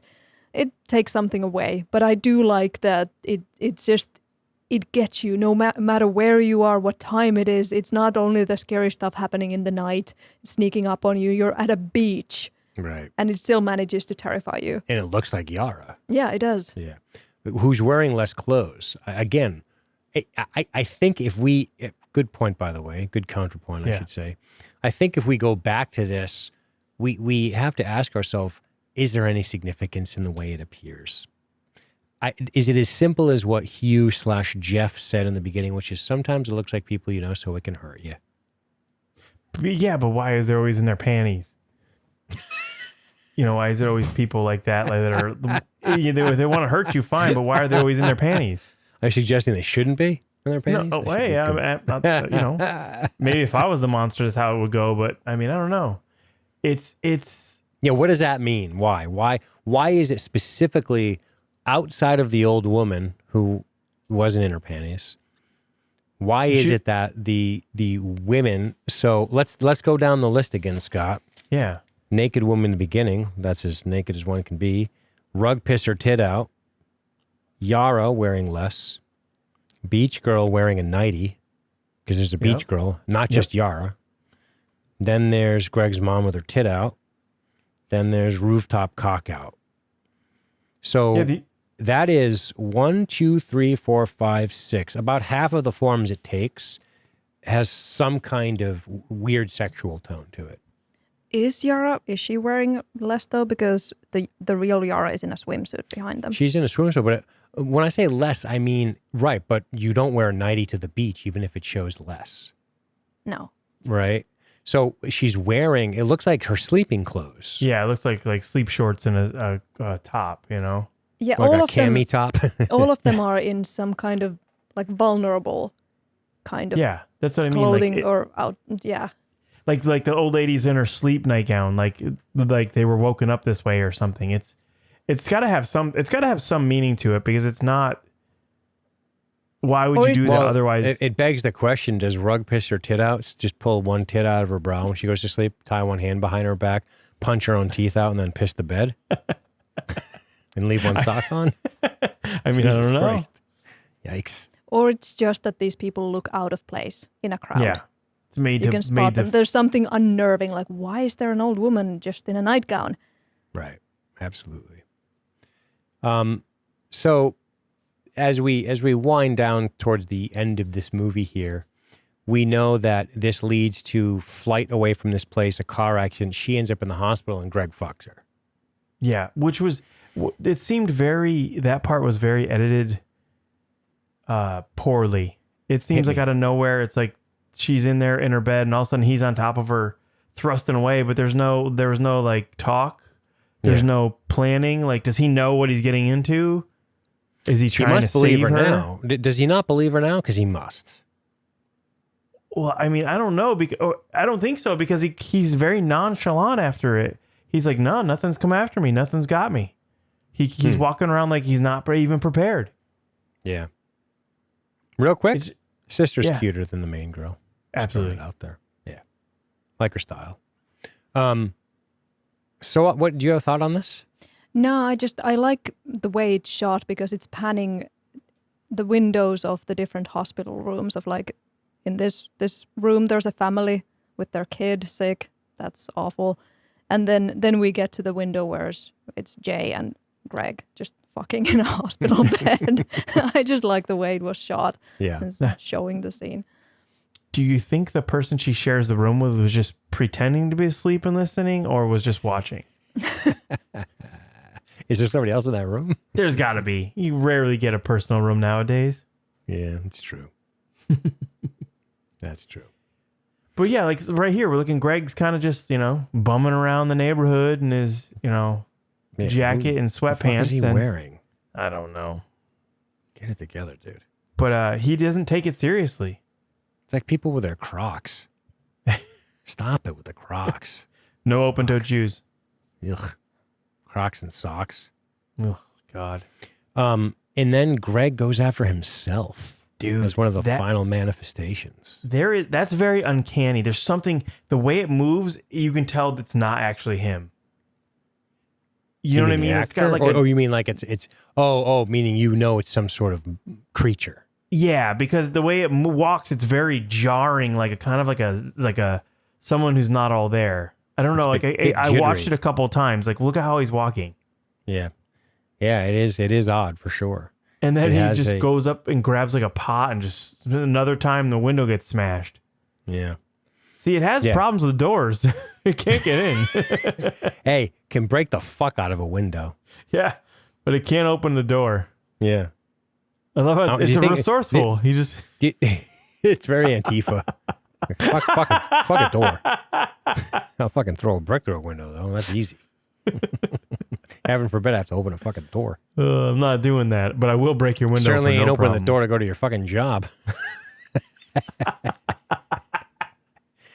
I kid. You guys are adorable with your passions. So, yeah, she tries to warn him because she's like you. She sees what's up. Yeah. She realizes, also, holy fuck. This is very Nancy trying to save Glenn in Nightmare on Elm Street. 100%. It Whatever really is. Don't fall asleep. Exactly. I'm your boyfriend now, Nancy. Except, unlike Johnny, he's not wearing a midriff like Johnny, showing off his belly button. Hell yeah, before man. he gets pulled into the bed. You guys have seen my midriff shirt. It's actually from Nightmare on Elm Street. It's got Freddy's claws on the back. Sadly, I have. I know. Sadly, you're welcome, sir. No. Greg's mom's really getting into it too. She's giving him what they call a Saturday Night Ride in wrestling. She's just rolling she's hooking the feet in. Oh, she's got him lassoed down. She really wants stuff. I think she's pissing on him and shit. She wants to grind. She wants real contact on the pubis, as it were. It's weird because they take a moment to focus on her pubic bone and just how it's gyrating into her, supposedly her son. It's very awkward. Yeah, not a sexy pair of underwear in the whole movie. Yeah. That seems to be a recurring thing. What's the writer trying to say? Oh, man. And of course it goes right after her now that he's gone. It turns around and comes and still in the form. Yeah. Yeah, exactly. That's the rules. All right. So there's a scene right at the end of this movie where she sees a bunch of dudes on a boat and she starts to take her clothes off and she starts to go into the water. Cut to her driving home and her hair is wet. Did she go and try to gangbang those dudes? Like that's what I thought. That's what I thought was going to happen. I thought she was taking Maj's advice. Maj's always pro gangbang, by the way. Pro pull the train. Consensually, of course. it's a weird scene because I thought, is she going to go out there? And then it's cut. We don't know what happened, but her hair's wet. Why? Did she go in the water and have a swim about? You'd think she looks deliberately at that boat. There's 3 dudes on it, and she starts towards the water, and then we cut to her hair being wet. I thought, is she going to go try to get rid of this fucking curse? That's what I was thinking. I thought that, well, she likes to swim. It's clearly like her That's true. relaxing thing, so she just wants to be in the water. But I took it as this is what gives her the idea of the pool. I was expecting to see a scene where the thing appears on the shore and doesn't come in the water, which then gives her the idea. But that doesn't happen either. So I don't know. And then why is her pool folded down and dumped water everywhere? Like, why does that happen? Again, indiscriminate fucking times of the year. Because when you see that shot, you can see the pool surrounded by leaves that have fallen from the tree. Yeah. So is it the beginning of autumn? Is it, what is it? But yeah, I do like the idea, Manja, of her getting the idea maybe from that. But why does the pool look the way it does? You don't just drain a pool into the fucking neighborhood. It's a lot of gallons of water. Yeah. You don't do that. You form sinkholes in your neighbor's yard. Yeah, maybe the drunk mom just got one of her cleaning spurts of like, now I'm going to get my life in order. I'm going to clean this pool. Yeah. Where did the fucking water go? Yeah, it also seems like some of this stuff, like it feels like they cut a lot out to streamline the movie, and I think a lot of the stuff may have been more. I'd love to see the deleted scenes of this movie and see what was taken out. Do we ever see her in the pool after this whole thing started? Do we ever see her in the pool after her sex with Hugh? No. Maybe the pool has some kind of metaphorical meaning then.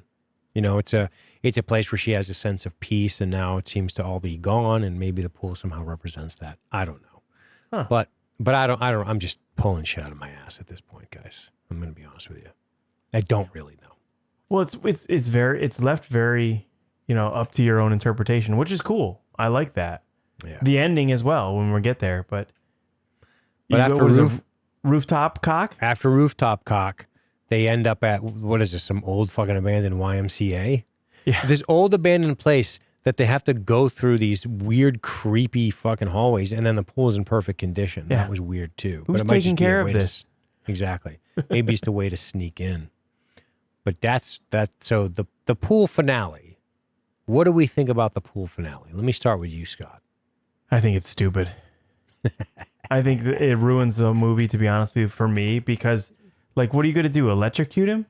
With a typewriter, apparently. Yeah, with my word processor, and with an old-timey Arkham Horror light. Yeah, right. It's as convoluted as you can be for an ending. Well, they know, and they just sit around and wait. It's dumb. They know they can interact with it. So their thought is, if it goes in the water, maybe we can electrocute it, because clearly shooting it doesn't do dick. But so also, they're sort of guessing, and they're throwing out this idea, maybe we can electrocute it. Also, though, even if you are electrocuted with all those things plugged in, it's not enough to kill you. It's very minimal voltage. And that much water. Yeah, it's dispersed. I don't know the math of that, but it's volts. Those are volts. Of course, and volts don't kill you. Yeah, they're amperage kills you. Well, a volt could kill you if you get a bad zap and your ticker goes. Yeah, but I mean, I'm not worried about the entity's ticker. The demon's ticker. I think he'll be okay. Are you telling me the ghost monster doesn't have to worry about cardiac problems? Yeah, I would hope so, right? Fuck, that's funny. He's just I don't think he has to worry about that. So I don't know if that necessarily works, but I mean, all those items just really turn around to be a plot device for the monster to throw them at. Is this pool attached to an antique store? Like they grab all this shit. It's too funny. Shouldn't they be on too? Go. What's that? The devices shouldn't they be on? Yeah. Wouldn't that be more effective? And it would also make the scene creepier if there was like hair dryers blowing and static on TV and like weird noises. Yeah. They're like, what? Good dings. I see it. What? I can't hear you over the fucking.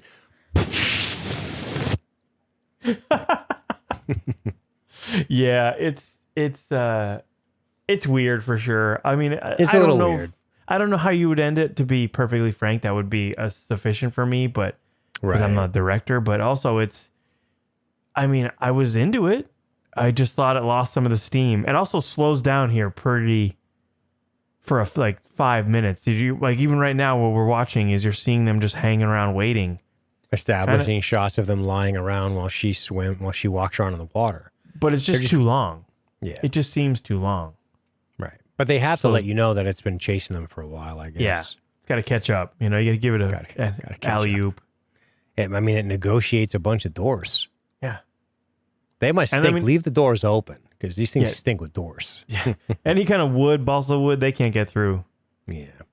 But I do. It is a pretty scene though when you're watching her, you know, dance around in the water, kind of getting used to the water. This is her piece, like you were saying, and they're shooting it from under the water. It's really pretty. Yeah. And then of course the final form is Dad. I think, or we think, right? We know it's Dad. It's the Dad, same guy from okay. a picture. Oh, okay. We just don't know the conditions under which Dad is gone. Yeah. Is Dad in Okay. prison? Is Dad dead? Mom's a drunk? We don't know. We assume Dad's probably dead. She doesn't even want to stay to protect her sister, which is what Maj was saying. So ultimately, this scene, it's not great for me either. Yeah. Which sucks. I don't know how you end this movie outside of you try to fuck with the order a little, and it would be really dark if there's like a sacrificial lamb, like if Paul became the sacrificial lamb. I think that would be interesting because we don't really like Paul because we think he's a pest, but I think it would create a dubious moral situation if Paul became sacrificial because he doesn't deserve death. No, right? he's just a horny teenager. Yeah, he's a sex pest who's got no confidence. And if they decided to like get rid of him, although that would probably be unrealistic, they've known him since he was a kid. But I think maybe if there was a way, but that doesn't work either because then you sacrifice him and it comes back to, that's the thing about the movie. Yeah. Is it really, the monster leaves you no way out. No, you just have to pass it on. That's the only way to get rid of it is to pass it on to somebody else. Right. There doesn't seem to be a way. There are 4 lights. There doesn't seem to be a way to defeat this thing. Dad just hucking toasters at you. Yeah. Lights, also in his underwear. Yeah, it's weird. Right. And like It's back to the sleep thing, guys. I think you're onto something with the sleep thing. Yeah. With the exception of, rug piss her tit out. Well, maybe that's how she went to bed, tied up and peeing herself when she's nervous. Who knows? There's so much of that goes deep. I'm sorry. Say that again. Can we rewind? She was a little fast. Sorry. No. I'm saying let's hear it again because it's hilarious. Oh, but you never know. And like it's weird because one of the things I don't do is I don't look up anyone's perspective on these movies when I do this. Of course. Because I don't want it to be like, oh, that makes sense, and it taints what I would think. Yeah. But I would be curious now as I've seen it to wonder why they're all in their underwear. And we're here with this, and they finally get the kill shot. By the way, the best thing Paul does is walk up point blank and blast it in the head. Yeah. What good on ultimately him. kills the thing? That's not what. Oh yeah, they kill it with gunfire. Well, yeah, they hit it again, and it lets go of Jay. Yeah. Because after the headshot, it survives and falls into the water with Jay and grabs Jay and tries to drown her. Yeah. And then there's a bunch of blood in the pool, and then she fucks Paul. Yeah. It looks amazing, by the way. Now, all the sex in this movie looks real. But and then Paul's like, "Should I go fuck whores in Detroit?" Dude. Their lives are hard enough, man. You're gonna give them a fucking sex curse too? Sorry, sex workers. Yeah, exactly. How do you think that's gonna go? By the way, let me tell you what's gonna happen when one of these ladies sees somebody walking at them. They're gonna ask them if they want to have sex for money. What you need, baby? You got a girlfriend in Vietnam? Yeah. You got a girlfriend in Detroit? Chewing on gum. Yuck. God. Yeah. And the thing you see is that her friend Yara is recovering from the gunshot she took at the beach. She kept it together pretty good for taking a round in the shin. I'm going to be honest with you. That's painful as fuck. And then we see his leather jacket. Dude. Sticking feathers up your butt does not make you a chicken, to quote Tyler Durden. I want to say that to this kid. Oh, yeah. We see somebody walking behind them at the end of this movie. Is it over, or are we being paranoid? Does the movie want us to wonder, is it really gone? Is that thing a baddie? By the way, the attractive imbalance between these two couldn't be bigger. Yeah. That's when you walk down the street and you go, how did that fucking kid get that? Yeah, and I'm alone? Like, what the fuck? But I think they leave it like that so you can think on your own. And I tend to think that they didn't kill it, that it can't be killed that way. You can slow it down, and that thing behind them is it's new form, and it's going to get them. You think they're doomed ultimately? I think they're doomed. doomed. Well, really, he's doomed so as it's killing Sex Pest, she runs away. Yeah, and then it continues on. They're not. I don't think they're out of the woods. You don't think they're out of it? What do you think, Maja? I don't think they're out of it. Yeah. Is there a sequel planned? Was there? Well, probably not now, but I like that's the other thing though. Like they didn't make like 3 of these. That's great. You just tell your story, be done. Tell the next story. Tell a new story. But yeah, I don't think they're out of it either. What confirms that they shot it in the head and they got away?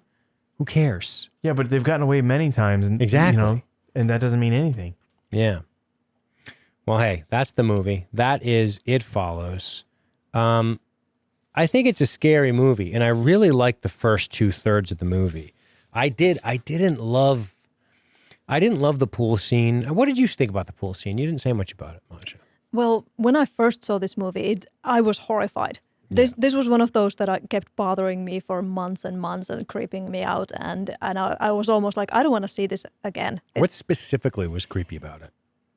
I don't know. It was just the mood I was watching it in, like late at night, tired, and then this movie is like really sucks me, and I'm like, oh my God, I can't do scary movies alone, especially. Right. And it's pretty fucking scary in its scary moments. It's unnerving as fuck. So the first time I saw it, it really got in my head and disturbed me. But now watching it again, I agree about the third act and the pool scene. It kind of falls apart. It falls off a little. It's funny because going into this, before I watched X again, I had It Follows better than X. No way.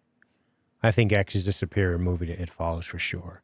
And I'm really curious. Next week will be a fascinating podcast when we talk Barbarian, because let me tell you, that is a weird movie, and I think there's a lot of good shit going on and some silly shit too. So I'm looking forward to talking about that. And you've never seen it, Scott? No. Excellent. What do you think it's about? I have no idea. Excellent. I haven't heard a single thing on it. Beautiful. Don't watch a preview. Go in entirely blind, because, dude, we're going to have a blast next week. Hell yeah.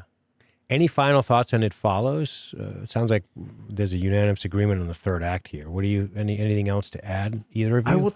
I will tell you one real quick quib about this. Okay, I watched this the other night by myself. Okay, at very late at night. And the first one, this is my little formula how what I do. I watch the first one and I don't take any notes. I watch it a second time, then I take notes, and sometimes I watch it more. That's a good idea. That's the best method. Because let me just say this real quick for any aspiring movie podcasters. Here's why I think that's the best. I don't always do that method because of time. Because it's easier to take notes after you've seen it, because your eyes can wander from the screen a little bit without missing shit, so you don't have to pause it all the time. Yeah. Anyway, continue. And so it was about 1:30 when the movie ended, and I have a big bay window. I got up and I was creeped out. I'll be honest, I was creeped out because it's an eerie fucking movie. And I go to close the blinds to my front window, and there's a person standing across the street. It's raining, and they're standing across the street. And I instantly got chills up my back. All it was one of my neighbors was on the cell phone talking outside. Like, whatever. But I I was so upset. I went to my room and I closed all the doors. I'm like, I don't want this thing to get me. I was wicked creeped out. It got me. It actually got me like upset, which was great. You start hearing this shit. Yeah. Oh, and that's the other thing too. Music is great in this movie. We should have talked about it more. We should have, but the music is phenomenal. So good. It's eerie and atmospheric, and it really sets the stage in some of the spots. Like if you got a good sound system, put it on and blast it, because it'll make a huge difference in the movie. Yeah. Yep. Music's great. The music soundtrack is, I can actually listen to it independent of the movie, which isn't always true for horror movies. There's a few I can, and usually they're these synth-based types. And I thought this was incredibly good. The music is creepy. I love the synth. We're in the heyday of synth, right? Synth has been resurrected by the Stranger Things theme when it comes to horror movies. The Survivor, that band. So good. Survive. I always do that. And who does It Follows? Who does the music for this? Disaster Piece. That's right. Disaster Piece does the music for this. Disaster Piece, shout out. The movie music is phenomenal. Outstanding. So yeah, the way I look at this is you can draw a lot of conclusions about what you think this movie may be about. Sometimes you just got to take the screenwriter's word for it and just say it's a bunch of anxiety dreams I had. And then you stitch them together in a narrative. And maybe in doctoring up your screenplay, you do throw some metaphor in there, some sexual abuse metaphor, sexual abuse survivor metaphor, people believing victims metaphors, dealing with traumatic loss or any kind of trauma or PTSD or any of that stuff. A lot of that could be buried within the depths of It Follows. I tend to want to be generous to the movie because I like it, but I'm not necessarily convinced that any of those track based on what appears to be the randomness of all of the people that this thing manifests as. We already went over it. Naked woman, old lady, rug pisser, tit out, tall dude, Yara, creepy child, beach girl, Greg's mom, maybe, rooftop cock, and Jay's dad. That's a lot. There's a lot of different manifestations. And if the screenplay is trying to make a literal point, and it is just trying to sometimes appear as people that to hurt you, then that all tracks. It could just be we have to take the dialogue and the screenwriter's word for it, and that's just what it is. By the way, really cool concept. We didn't talk enough about that. A lot of points for the uniqueness of this idea. It is a unique idea. It is like Scott suggested at the beginning, it is a bastardization of the final girl trope, and I dig that. That's cool. So, I say watch It Follows. It's cool. The third act, bit touch and go. Otherwise, I would say I like this movie. I definitely like it. The third act doesn't ruin the movie for me. I'll watch this movie again. Me too. Definitely. Awesome. Just not alone. All right, that's it. I'll probably think of some other shit I wanted to say, but I'm pretty sure we covered it sufficiently. Thanks again for chiming in now and again, Maj. I really appreciate your presence. Thank you for having me. Thank you. And with that, we are out of here. Peace.